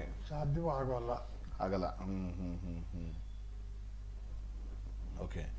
ಸೊ ನಿಮಗೆ ಎಲ್ಲೇ ಏನೇ ನಡೆಯಲಿ ಕನ್ನಡ ಅಂತೇಳಿ ನನ್ನ ಕಿವಿಗೆ ಬಿದ್ದ ತಕ್ಷಣ ಹಾಸಿಗೆಯಿಂದ ಎದ್ದು ಕೂರಂಗಾಗುತ್ತೆ. ಮತ್ತೊಂದು ಕರೆ ಬರ್ತಾ ಇದೆ ಅಚ್ಚಪ್ಪನವ್ರೆ, ಮತ್ತೊಂದು ಕರೆ ಬರ್ತಾ ಇದೆ, ಮಾತಾಡೋಣ. ಹಲೋ, ನಮಸ್ತೆ ಸರ್. ನಮಸ್ತೆ, ಯಾರು ಮಾತಾಡೋದು? ನಾನ್ ಗೀತಾ ಅಂತ. ನಮಸ್ಕಾರ ಗೀತಾ ಅವರೇ, ಹೇಗಿದ್ದೀರಾ? ಚೆನ್ನಾಗಿದ್ದೀನಿ. SVB ಆಫೀಷಿಯಲ್ ಚಾನಲ್ಗೆ ಸ್ವಾಗತ. ನಿಮಗೆ ನಮ್ಮೊಂದಿಗೆ ಇವತ್ತು ಹಿರಿಯ ಕನ್ನಡ ಚಳವಳಿ ಹೋರಾಟಗಾರರು ಅಚ್ಚನಪುರ ಇದ್ದಾರೆ, ಮಾತಾಡಿಮ್ಮ. ನಮಸ್ತೆ ಸರ್, ಅಚ್ಚು ಸರ್. ನಮಸ್ಕಾರಮ್ಮ. ನಮಸ್ಕಾರ, ಚೆನ್ನಾಗಿದ್ದೀರಾ? ಚೆನ್ನಾಗಿದೆ ಸರ್. ಒಳ್ಳೇದಮ್ಮ. ಸರ್, ಇದುವರೆಗೂ ನೀವು ಮಾತಾಡಿದನ್ನ ಕೇಳಿಸ್ಕೊಳ್ತಾ ಇದ್ವಿ. ನಿಜವಾಗ್ಲೂ ಕೆಲವೊಂದು ವಿಚಾರಗಳು ಗೊತ್ತೇ ಇಲ್ಲ. ಅಂದ್ರೆ ಬಾವುಟ ಹೇಗೆ ಸ್ಟಾರ್ಟ್ ಆಯ್ತು ಅದಾಗ್ಲಿ, ಮತ್ತೆ ಇಷ್ಟೆಲ್ಲ ಚಳುವಳಿಗಳು ನಡೆದಿದೆ ಅನ್ನೋದೇ ಗೊತ್ತಿಲ್ಲ. ಹೌದಮ್ಮ. ಏನಂದ್ರೆ ಈಗಿನ ಜನಗಳಿಗೆ, ಈಗಿನ ಮಕ್ಕಳಿಗೆ ಬಾವಿ ನೀರ್ ಅಂದ್ರೆ ಏನಂತ ಗೊತ್ತಿಲ್ವಲ್ಲ. ಟ್ಯಾಪ್ ತಿರ್ಸಿದ್ರೆ ನೀರ್ ಬರುತ್ತೆ ಅನ್ನೋಂಗೆ ಆಗ್ಬಿಟ್ಟಿದೆ. ಇಷ್ಟೆಲ್ಲ ಅದ್ರ ಹಿಂದೆ ಇಷ್ಟೆಲ್ಲ ಚಳುವಳಿಗಳು ನಡೆದಿದೆ ಅನ್ನೋದ್ರ ಬಗ್ಗೆ ಗೊತ್ತೇ ಆಗ್ಲಿಲ್ಲ. ನಿಮ್ಮಿಂದಾಗಿ ತುಂಬಾ ಮಾಹಿತಿಗಳು ಸಿಕ್ತು ಸರ್. ಅಮ್ಮ, ಇನ್ನೂ ಮಾಹಿತಿಗಳು ಬೇಕಾದಷ್ಟಿದೆ. ಹೌದು ಸರ್. ರಾಮಾಯಣ ಯಾಕಂದ್ರೆ ನಿಮ್ಗೀಗ ನಾವು 91 ವರ್ಷ ಅಂದ್ರೆ ಅದು ಎಷ್ಟು ವಿಷಯಗಳು ನಿಮ್ಮಲ್ಲಿ ಅಡಗಿರ್ಬೋದು. ಅದು ನನಗೆ 18-19ನೇ ವರ್ಷದಲ್ಲಿ 20ನೇ ವರ್ಷದಲ್ಲಿ ನಾನು ಚಳವಳಿಗೆ ಬಂದೆ.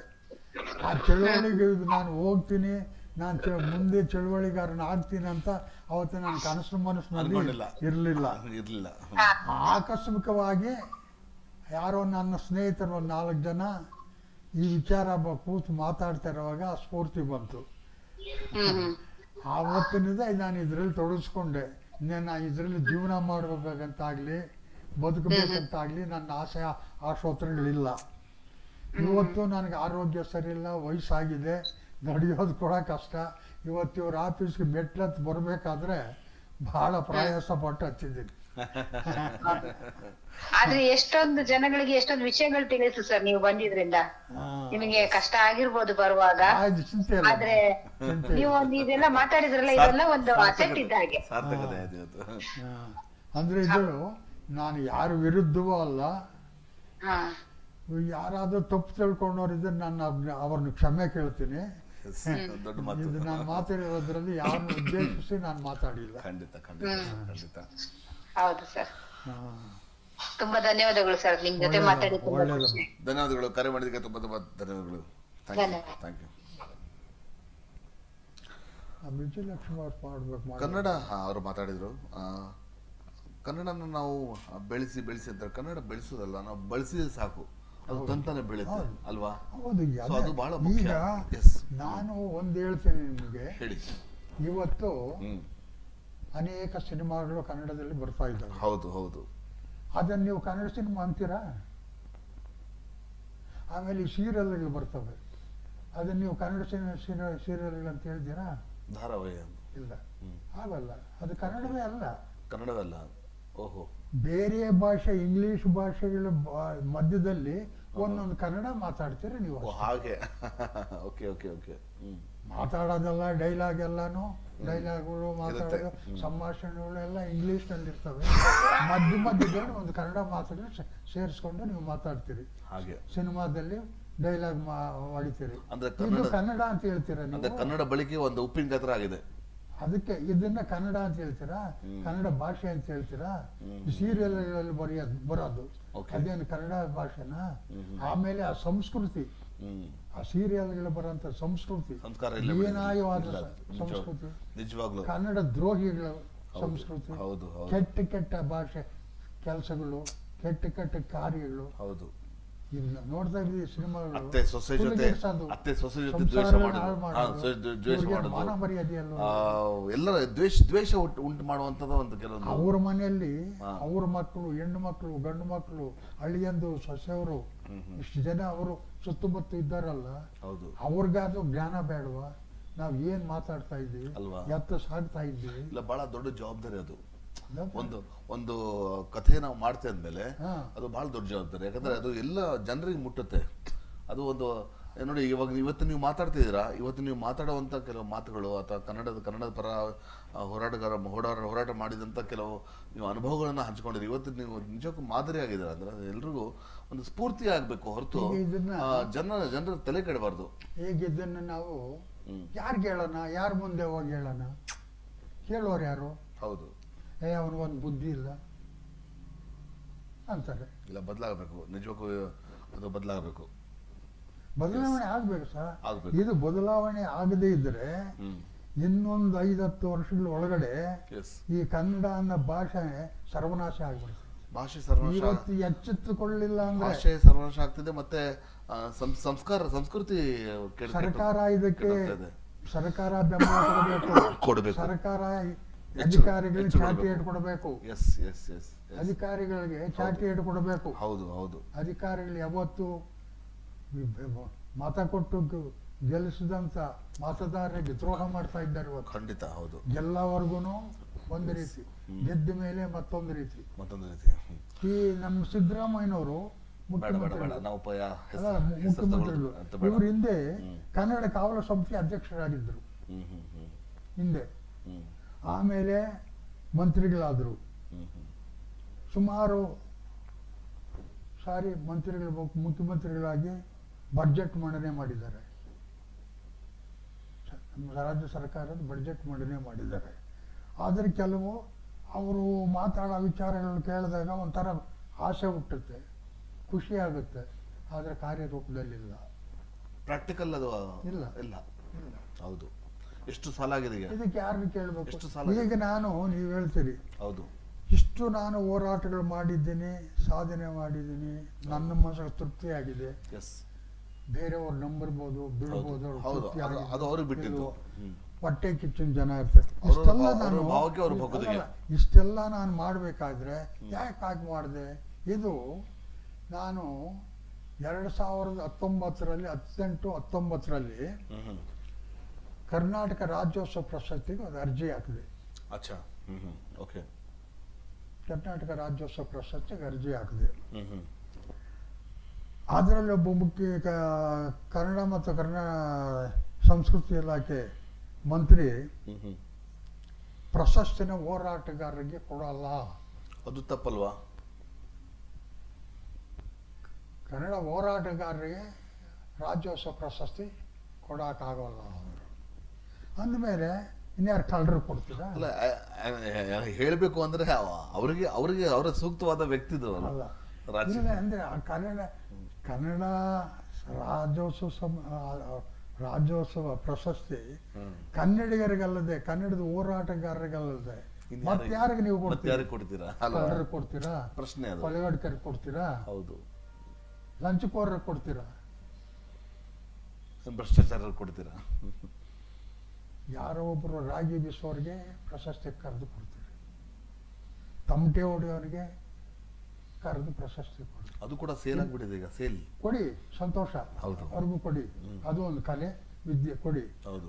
ಒಬ್ಬ ಕನ್ನಡ ಹೋರಾಟಗಾರರಿಗೆ, ಇಷ್ಟು ವರ್ಷ ಕನ್ನಡ ಸೇವೆ ಮಾಡಿಕೊಂಡು ಬಂದವರಿಗೆ ಒಂದು ರಾಜ್ಯೋತ್ಸವ ಪ್ರಶಸ್ತಿ ಕೊಡೋಕ್ಕಾಗದೇ ಇರೋಷ್ಟು ದರಿದ್ರ ನಿಮಗೆ ಬಂದಿದೆಯಾ? ನೋವಿನ ಸಂಗತಿ ನಿಜಕ್ಕೂ. ಹೌದು. ಈ ಕೊಡಲಾಗದಷ್ಟು ದರಿದ್ರ ಕರ್ನಾಟಕಕ್ಕೆ, ಕನ್ನಡ ಜನತೆಗೆ, ಕನ್ನಡ ಸರ್ಕಾರಕ್ಕೆ ಬಂದಿದ್ಯಾ ಅಲ್ವಾ? ಓಕೆ. ಇದನ್ನ ನಾವು ಕೇಳಬಹುದು, ಕೇಳಬಾರ್ದು? ಖಂಡಿತ ಕೇಳ್ಬೋದು, ಅಧಿಕಾರ ಇದೆ. ಎಲ್ಲ ಇದನ್ನ ಯಾರು ಮುಂದೆ ಹೇಳೋಣ ನಾವು? ಅಚ್ಚಮ್ಮನವರೇ, ನಿಮಗೆ ಯಾವತ್ತಿಗೂ ಮರೆಯಲಾದ ಒಂದು ಮಧುರ ಕ್ಷಣ ಯಾವುದು? ಅದು ಮಧುರ ಕ್ಷಣಕ್ಕೆ ಬರೋಣ. Yes, ಹೇಳಿ. ಏನು ಹೇಳಿ ಸರ್? ನಿಮಗೆ ಮರೆಯಲಾಗದ ಮಧುರ ಕ್ಷಣ ಮರೆಯಲ್ಲ, ಯಾವತ್ತಿಗೂ ನೀವು ಮರೆಯಕ್ಕಾಗಲ್ಲ ಅಂತ ಕ್ಷಣ ನಮ್ಮನ್ನು ಹಂಚ್ಕೊಳ್ಳಿ. ಮರೆಯಕ್ಕಾಗದೇ ಇರೋ ದುಃಖದ ಸಂಗತಿನ ಸಂತೋಷ. ಮಧುರ ಅಂದ್ರೆ ಸಂತೋಷ.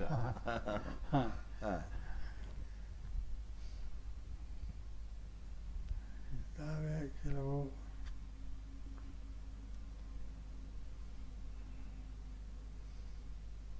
ಅದು ಏನ್ ಹೇಳ್ಬೇಕಂತ ನನಗೆ ಗೊತ್ತಾಗ್ತಾ ಇಲ್ಲ ಸರ್. Okay, fine. ಕನ್ನಡದ ಕೆಲಸ ಎಲ್ಲ ಮರೆಯಲಾಗದಂತ ಓಕೆ, ಕಥೆಗಳೇ, ಸೊ ವಿಷಯಗಳೇ. ಯುವ ಪೀಳಿಗೆಗೆ ಏನು ಸಂದೇಶ ಕೊಡಕ್ಕೆ ಇಷ್ಟಪಡ್ತೀರಾ? ಯುವ ಪೀಳಿಗೆ ಇವತ್ತು ಜನಜೀವನ ಬದುಕೋದು ದುರ್ಬಲವಾಗಿದೆ. ಹೌದು, ಪ್ರಪಂಚದಲ್ಲಿ ಇವತ್ತು ರಾಷ್ಟ್ರದಲ್ಲಿ ಜನಜೀವನ ದುರ್ಬಲವಾಗಿದೆ, ಕಷ್ಟದಲ್ಲಿದೆ. ಹೌದು. ಕೆಲವು ಸರ್ಕಾರಗಳು ಹೇಳ್ಕೊಳ್ತವೆ, ಅವ್ರ ಭುಜಾನ ಅವರೇ ತಟ್ಕೊಳ್ತಾರೆ. ನಾವು ಸುಭಿಕ್ಷವಾದ ಸರ್ಕಾರ ಕೊಡ್ತಾ ಇದ್ದೀವಿ, ಅಷ್ಟಿದೆ ಇಷ್ಟಿದೆ, ಏನು ಕೊರತೆ ಬೀಳ್ಬೇಕಾಗಿದ್ದಿಲ್ಲ, ಕೊರತೆ ಇಲ್ಲ ನಮಗೆ ಅಂತ ಹೇಳ್ಕೊಳ್ತವೆ. ಆದರೆ ಅದು ಸುಮ್ಮನೆ ಬೋಗಸ್ ಅಲ್ವಾ? ಈ ಹೇಳಿಕೆಗಳು ಬೋಗಸ್. ಇವತ್ತು ಇರೋನು ಗಂಟ್ಲವರೆಗೂ ತಿನ್ನಕ್ಕೆ ನಾಲಿಗೆ ಇಲ್ಲ, ಇಲ್ಲದೇ ಇರೋವನಿಗೆ ಹಸಿದು ರಸ್ತೆಯಲ್ಲಿ ಬಿದ್ದು ಗುಡಿಸೆಯಲ್ಲಿ ಬದುಕಿಸ್ತಾಯಿದ್ದಾರೆ. ಇವತ್ತು ಒಂದು ಹೇಳ್ತೇನೆ, ಈ ಸರ್ಕಾರಗಳು ಯಾವುದೋ ಒಂದು 5 ಯೋಜನೆಗಳು ಮಹಾನುಭಾವರು ನಮ್ಮ ಜನಕ್ಕೆ ಕೊಟ್ಬಿಟ್ಟಿದ್ದಾರೆ. ಮುಖ್ಯಮಂತ್ರಿಗಳು, ಇನ್ನೊಬ್ಬರು ಅಸಿಸ್ಟೆಂಟ್ ಮುಖ್ಯಮಂತ್ರಿಗಳು, ಯೋಜನೆಗಳು. ತಿಂಗಳಿಗೆ 2,000 ರೂಪಾಯಿ ಯಾರಿಗೆ? ಮಹಿಳೆಯರಿಗೆ. ಎಷ್ಟು ಜನ ಮಹಿಳೆಯರು ಕೊಟ್ಟಿದ್ದೀರಿ? ಹೌದು, ಅಲ್ಲ ಅದು ಕೂಡ ಎಲ್ಲ ಸ್ಟ್ರಕ್ ಆಗಿದೆ ಈಗ. ಹೌದು. ಆಮೇಲೆ ಈ ಬಸ್ ಫ್ರೀ, ಬಸ್ ಉಚಿತ. ಬಸ್ ಉಚಿತ. ಆ ಬಸ್ ಇವೆಲ್ಲ ಅಗ್ಗದ ಪ್ರಚಾರ. ಹೌದು, ಇದೆಲ್ಲ ಬೇಡಿ. ಪ್ರಾಕ್ಟಿಕಲ್ ಆಲೋಚನೆ ಮಾಡಿದ್ರೆ ಅದು ಬಹಳ ಕಷ್ಟ. ಇನ್ನೊಂದು ಎಲ್ಲಕ್ಕಿಂತ ದೊಡ್ಡದು ಅಕ್ಕಿ ರೇಷನ್ನು, ಉಚಿತವಾಗಿ ರೇಷನ್ ಕೊಡೋದು. ಇದು ಯಾವ ದೇಶ, ಎಲ್ಲಿದ್ದೀವಿ ನಾವು? ಉಚಿತವಾಗಿ ಯಾಕೆ ಕೊಡಬೇಕು ಅವರಿಗೆ? ಉಚಿತವಾಗಿ ಕೊಡ, ನೀವು ಕೊಡಿ, ಆದರೆ ಅದಕ್ಕೆ ಸರಳವಾಗಿ ಕಡಿಮೆ ಬೆಲೆಯಲ್ಲಿ ಒಂದು ನಿಗದಿ ಮಾಡಿ. ಹೌದು. 4ನೇ ಒಂದು ಭಾಗ. ಇವತ್ತು 1 ರೂಪಾಯಿ ಮಾರ್ಕೆಟ್ ಧಾರಣೆ ಇದ್ರೆ 25 ಪೈಸಕ್ಕೆ ಅವ್ರಿಗೆ ಕೊಡಿ. ಹೌದು. ಇಡೀ ದೇಶಕ್ಕೆಲ್ಲ ಕೊಡ್ಬೋದು. ಅದನ್ನು ಬಿಟ್ಟು ನೀವು ಓಟ್ಗೋಸ್ಕರ, ರಾಜಕೀಯಕ್ಕೋಸ್ಕರ ಪುಗ್ಸಾಟೆ 2,000 ರೂಪಾಯಿ ತಿಂಗಳಿಗೆ. ಇವಾಗ ನಾನು ಕಷ್ಟದಲ್ಲಿದ್ದೀನಿ ಸರ್, ನನಗೆ ಜೀವನ ಮಾಡೋದು ಕಷ್ಟ, ನಿಜವಾಗ್ಲೂ ಕಷ್ಟದಲ್ಲೇ ಇದ್ದೀನಿ. ಈ 2,000 ರೂಪಾಯಿ ಕೊಡ್ತಾರಂತಲ್ಲ, ಯಾಕೆ ನನ್ನಂಥವ್ರಿಗೆ ಯಾರು ಕೊಡೋಲ್ಲ? ಹೌದು, ವಿಚಾರ ಮಾಡುವಂತ ಪ್ರಶ್ನೆ. ಇಂಥವೆಲ್ಲ ನೋಡಿ ಸರ್ಕಾರಗಳು ಮಾಡೋ ಆಜ್ಞೆಗಳು, ಹೊರಡಿಸೋಂಥ ರೂಲ್ಸ್ಗಳು, ಆರ್ಡರ್ಸು ಎಲ್ಲ ವ್ಯರ್ಥ. ಹೌದು. ಅಲ್ಲ, ನಾವು ಪ್ರಾಕ್ಟಿಕಲ್ ಆಗಿ ವಿಚಾರ ಮಾಡಿದ್ರೆ ಅದು ಆಕ್ಚುಲಿ ಸಾಧ್ಯವಾದದ್ದು ಮಾತಲ್ಲ. ಅದು ತುಂಬಾ ಕಷ್ಟ ಆಗುತ್ತೆ, ಎಲ್ಲೋ ಒಂದು ಕಡೆ ನಿಂತು ಹೋಗುತ್ತೆ. ಹೌದು, ಅಷ್ಟೇ. ಸೊ ಇವತ್ತು ನಮ್ಮ SPB ಆಫೀಷಿಯಲ್ ಚಾನಲ್ಗೆ ತಾವು ಬಂದಿದ್ದೀರಾ, ತಾವು ಆಗಮಿಸಿದ್ದೀರಾ, ಮತ್ತೆ ಸಾಕಷ್ಟು ಅನುಭವನ ಹಂಚ್ಕೊಂಡಿದ್ದೀರಾ. ತಮ್ಮ ಅನಿಸಿಕೆ ತಿಳಿಸಿ, ಹೇಗೆ ಅನಿಸ್ತಾ ಇದೆ ನಿಮ್ಗೆ? ಹೇಗೆ ಅನಿಸ್ತಾ ಇದೆ ಇವತ್ತು ತಾವು ನಮ್ಮ ಚಾನಲ್ ಇವತ್ತು ನನಗೆ ಆಗಮಿಸಿದ್ದೀರಾ? ನಿಮ್ಮ ಸಾಕಷ್ಟು ಅನುಭವನ ನಿಮ್ಮ ಚಾನಲ್ಗೆ ಬಂದು ನಿಮ್ಮ ಮುಂದೆ ನಿಮ್ಮ ಚಾನಲ್ನಲ್ಲಿ ಇವತ್ತು ನಾನು ಮಾತಾಡಿರೋದು ನನಗೆ ಖುಷಿ ತಂದಿದೆ. ಎಲ್ಲ ತನ್ನ ನೆನಪುಗಳನ್ನ ತಾವು ಮೆಲಕ್ ಹಾಕಿದ್ದೀರಾ? ಮೆಲಕ್ ಹಾಕಿದ್ದೀವಿ. ಇನ್ನೂ ಕಾಲಾವಕಾಶ ಸಿಕ್ಕಿದ್ರೆ ಮತ್ತೊಂದು ಸಾರಿ ಬಂದು ನಿಮ್ಮ ಕಾರ್ಯಾಲಯಕ್ಕೆ ಬಂದು ಖಂಡಿತ ಇನ್ನೂ ಕೆಲವು ಅನೇಕ ಚರ್ಚೆ ವಿಮರ್ಶೆ ಅಂತ ಮಾಡೋಣ. ಚರ್ಚೆ ಸಂದರ್ಶನಕ್ಕಿಂತ ಒಂದು ಚರ್ಚೆ ವಿಮರ್ಶೆ ಮಾಡೋಣ. ಚರ್ಚೆ ಅಂತಾನೆ ಅದಕ್ಕೊಂದು ಹೆಸರಿಟ್ಟು ಮಾಡೋಣ. ಚರ್ಚೆ ಮಾಡೋಣ. ಇನ್ನು ಕೆಲವ್ರನ್ನ ಕರೆಯೋಣ ನಮ್ಮ ಜೊತೆಗೆ. ಖಂಡಿತ. ನೀವು ಒಬ್ಬರೇ ಅಲ್ಲ, ಒಂದು 4 ಜನ ಕೂತ್ಕೊಂಡು ಚರ್ಚೆ ಮಾಡುವಂತ ಒಂದು ಇದು ಮಾತಾಡೋದಕ್ಕೆ, ಇವತ್ತೆಲ್ಲ ಮಾಡೋದಕ್ಕೆ ಯೋಜನೆಗಳು ಬೇಕಾದಷ್ಟಿದ್ದಾವೆ. ಹೌದು. ಸುಖವಾಗಿ ನಮ್ಮ ದೇಶ ಜಲಜೀವನ ನಡೀತಾ ಇದೆ. ಆ ರೀತಿ ನಮ್ಮ ಸಂಪತ್ತುಗಳಿದೆ. ಇವತ್ತು ನಮ್ಮ ದೇಶದಲ್ಲಿ ನಮ್ಮ ಭೂಮಿಯಲ್ಲಿ ಬೇಕಾದ ಖನಿಜ ಸಂಪತ್ತಿದೆ, ಹೌದು. ಭೂಭಾಗ ಇದೆ, ಅರಣ್ಯ ಪ್ರದೇಶಗಳಿದೆ, ಏನ್ ಕಮ್ಮಿ ಇದೆ? ಏನೂ ಕಮ್ಮಿ ಏನು ಇಲ್ಲ. ಕಮ್ಮಿ ಇಲ್ಲ. ಬೇರೆ ದೇಶಗಳಿಗೆ ಹೋಲಿಸಿದಾಗ ಹೌದು. ಭಾರತ ದೇಶ It's a rich- ಸಮೃದ್ಧವಾಗಿದೆ. it's a rich- ಅದರಲ್ಲಿ ನಮ್ಮ ಶ್ರೀಮಂತ ರಾಜ್ಯ. ಅದರಲ್ಲಿ ನಮ್ಮ ಕರ್ನಾಟಕದ ಸುಸಂಸ್ಕೃತವಾದ ರಾಜ್ಯ. ಹೌದು, ಅದ್ರಲ್ಲಿ ಎರಡನೇ ಮಾತಿಲ್ಲ. ಇದು ಅಷ್ಟು ದೈವಾಂಶ ಪುರುಷರಿದ್ದಾರೆ ಕರ್ನಾಟಕದಲ್ಲಿ. ಹೌದು ಹೌದು. ಇದನ್ನೆಲ್ಲ ನಾವು ಅರ್ಥ ಮಾಡ್ಕೊಳ್ಳದಿರ ಏನೇನೋ ಮಾಡಕ್ ಹೋಗ್ತೀವಿ. ಅದೇ ಕಾರಣ ಏನಂದ್ರೆ ಸರ್ಕಾರಗಳು ಎಸ್. ಸಾಮಾನ್ಯ ಕಷ್ಟದಿಲ್ಲ ಇರೋಂಥ ಜನಗಳನ್ನ ಗಮನಿಸ್ತಾ ಇಲ್ಲ. ಹೌದು. ನಾವು ಅಕ್ಕಿ ಕೊಡ್ತೀವಿ, 2,000 ರೂಪಾಯಿ ಕೊಡ್ತೀವಿ. ಏನಕ್ಕೆ 2,000 ರೂಪಾಯಿ ಯಾರು ಕೊಡ್ತೀರಿ ನೀವು? ಮನೆ ಯಜಮಾನಿಗೆ ಅಂತ. ಯಾರ ಮನೆ ಯಜಮಾನಿ? ಅಮ್ಮನ, ಹೆಂಡ್ತಿನ? ಅಲ್ಲೂ ಜಗಳ ಇಟ್ಟಿದ್ದಾರೆ. ಹೇಳಿ ಸರ್. ಎಸ್. ಬಹಳ ಖುಷಿ ಆಗ್ತಿದೆ ತಾವು ನಮ್ಮ ಚಾನೆಲ್ಗೆ ಬಂದು ಆಗಮಿಸಿದ್ದೀರಾ. ನಿಮ್ಮೆಲ್ಲ ಮುಂದಿನ ಯೋಜನೆಗಳು ಶುಭವಾಗಲಿ, ನಿಮ್ಮ ಸಾಧನೆ ಇನ್ನೂ ಉನ್ನತ ಮಟ್ಟಿಗೆ ಬೆಳೀಲಿ, ಇನ್ನೂ ಕನ್ನಡದ ಬಗ್ಗೆ ಆ ಕಳಕಳಿ ಇನ್ನೂ ಬೆಳೀತಾ ಹೋಗಲಿ, ಮತ್ತು ಸಾಕಷ್ಟು ಯುವ ಪೀಳಿಗೆಗೆ ತಾವು ಸ್ಫೂರ್ತಿಯಾಗಲಿ ಮತ್ತು ಮಾದರಿ ಆಗಲಿ ಅಂತ ನಾವು ನಮ್ಮ ಚಾನೆಲ್ ಮುಖಾಂತರ ಹಾರೈಸ್ತೀವಿ. ಸೊ ಇಷ್ಟೊತ್ತು ಶ್ರೀ BN ಅಚ್ಚಪ್ಪ, ಹಿರಿಯ ಕನ್ನಡ ಚಳವಳಿ ಹೋರಾಟಗಾರರು, ಅವರು ನಮ್ಮ SVB ಆಫಿಷಿಯಲ್ ಚಾನೆಲ್ನ ಗೆಲುವಿನ ಪಯಣ ಕಾರ್ಯಕ್ರಮದಲ್ಲಿ ಭಾಗವಹಿಸಿದ್ದಕ್ಕೆ ಅವರಿಗೆ ಅನಂತ ಧನ್ಯವಾದಗಳು ಹೇಳಕ್ಕೆ ಇಷ್ಟಪಡ್ತೇನೆ. ಸೊ ಅವರೊಂದಿಗೆ ಗೆಲುವಿನ ಪಯಣ ಕಾರ್ಯಕ್ರಮದಲ್ಲಿ ನಮ್ಮ ಜೊತೆ ನೀವೆಲ್ಲ ಭಾಗವಹಿಸಿ ಕಮೆಂಟ್ ಎಲ್ಲ ಮಾಡಿ ಅವರಿಗೆ ಹಾರೈಸಿದ್ದಕ್ಕೆ ನಿಮಗೂ ಸಹ ಅನಂತ ಧನ್ಯವಾದಗಳು ಹೇಳಕ್ಕೆ ಇಷ್ಟಪಡ್ತೇನೆ. ಸೊ ನಮ್ಮ SVB ಆಫಿಷಿಯಲ್ ಚಾನಲ್ ಫಾಲೋ ಮಾಡಿ, ಲೈಕ್ ಮಾಡಿ, ಶೇರ್ ಮಾಡಿ ಮತ್ತು ಕಮೆಂಟ್ ಮಾಡೋದನ್ನು ಮರಿಬೇಡಿ. ಯಾಕಂದರೆ ಪ್ರತಿಯೊಬ್ಬರನ್ನ ಹಂಚೋದ್ರ ಮುಖಾಂತರ ಒಂದು ಒಳ್ಳೆಯ ವಿಚಾರನ ತಾವು ಹಂಚಿರೋ ಒಂದು ಖುಷಿ, ಒಂದು ತೃಪ್ತಿ ನಿಮಗೆ ಸಿಗುತ್ತೆ. ಸೊ ಗೆಲುವಿನ ಪಯಣ ಕಾರ್ಯಕ್ರಮವನ್ನು ಪ್ರತಿದಿನ 6 ರಿಂದ 7 ನೋಡೋಣ ಮರಿಬೇಡಿ. ಯಾಕಂದರೆ ಪ್ರತಿದಿನ ಒಬ್ಬೊಬ್ಬ ಹೊಸ ಸಾಧಕರನ್ನ ನಾವು ಪರಿಚಯಿಸುವಂಥ ಒಂದು ಸಣ್ಣ ಪ್ರಯತ್ನ ನಾವು ಮಾಡ್ತಾ ಇದ್ದೀವಿ. ಸೊ ಆ ಪ್ರಯತ್ನಕ್ಕೆ ನೀವು ನಾಂದಿ ಆಗಬೇಕು. ಸೊ ನಿಮ್ಮ ಒಂದು ಸಹಕಾರ ಇದ್ದರೆ ಮಾತ್ರ ಈ ಕಾರ್ಯಕ್ರಮ ನಾವು ಮಾಡೋಕ್ಕೆ ಸಾಧ್ಯ. ಸೊ ನಮ್ಮಲ್ಲಿ ಇವತ್ತು ಅತಿಥಿಯಾಗಿ ಬಂದಂಥ ಶ್ರೀ BN ಅಚ್ಚಪ್ಪ, ಹಿರಿಯ ಕನ್ನಡ ಚಳವಳಿ ಹೋರಾಟಗಾರರು, ಅವರು ನಮ್ಮ SVB ಆಫಿಷಿಯಲ್ ಚಾನಲ್ ನಾವು ಸನ್ಮಾನ ಮಾಡೋಕ್ಕೆ ಇಷ್ಟಪಡ್ತೇವೆ ಅವರಿಗೆ. ಇದೆಲ್ಲ ಯಾಕೆ ಸರ್? ಇದು ನಿಮ್ಮ ಹಿರಿಯರು ಇಷ್ಟು ಸಾಧನೆ ಮಾಡಿದ್ದೀರಾ. ಸೊ ನೀವು ಅದೇ ನಿಜಕ್ಕೂ ಶ್ಲಾಘನೀಯ ಅಂತ ಹೇಳ್ಬೋದು. ಸೊ ನಮ್ಮ ಚಾನಲ್ಗೆ ಸಹಕಾರ ನೀಡಿದಂಥ ಸವಿತಾ ಅವರಿಗೆ ಧನ್ಯವಾದಗಳು ಹೇಳಕ್ಕೆ ಇಷ್ಟಪಡ್ತೇನೆ. ಮತ್ತೆ ನಮಗೆ ನೆನಪಿನ ಕಾಣಿಕೆ ನೀಡಿದಂತಹ ಮಹೇಂದ್ರ ಮನ್ನತ್, ಮಾರುತಿ ಮೆಡಿಕಲ್ಸ್, ಅವರಿಗೂ ಸಹ ಧನ್ಯವಾದಗಳು ಹೇಳಕ್ಕೆ ಇಷ್ಟಪಡ್ತೇನೆ. Thank you so much for all your support. So Kannada ಯಾವತ್ತಿಗೂ ಅದು ಶ್ರೀಮಂತವಾಗೇ ಇರುತ್ತೆ. ಅದನ್ನು ಶ್ರೀಮಂತವಾಗಿರಲಿಕ್ಕೆ ಮತ್ತು ಅದನ್ನು ಬಳಸಲಿಕ್ಕೆ ನಾವು ಪ್ರಯತ್ನ ಮಾಡಬೇಕು. ನಾವು ಅದನ್ನು ಯಾವತ್ತಿಗೂ ಜೀವಂತವಾಗಿರಲಿಕ್ಕೆ ನಾವು ಪ್ರಯತ್ನ ಮಾಡಬೇಕು. ಸೊ ಧನ್ಯವಾದಗಳು ಹೇಳಕ್ಕೆ ಇಷ್ಟಪಡ್ತೇನೆ. ಸೊ ಸರ್ವೇ ಜನ ಸೃಜನಬಹುದು, ಸರ್ವೇ ಸೃಜನ ಸುಖನಬಹುದು. God bless you all. ನಾಳೆ ಮತ್ತೆ ಸಿಗೋಣ ಹೊಸ ಸಾಧಕರೊಂದಿಗೆ. ಅಲ್ಲಿವರೆಗೂ ಜೈ ಹಿಂದ್, ಜೈ ಕರ್ನಾಟಕ, ಜೈ ಭುವನೇಶ್ವರಿ. ನಮಸ್ಕಾರ ಸರ್, ಧನ್ಯವಾದಗಳು. Yes sir.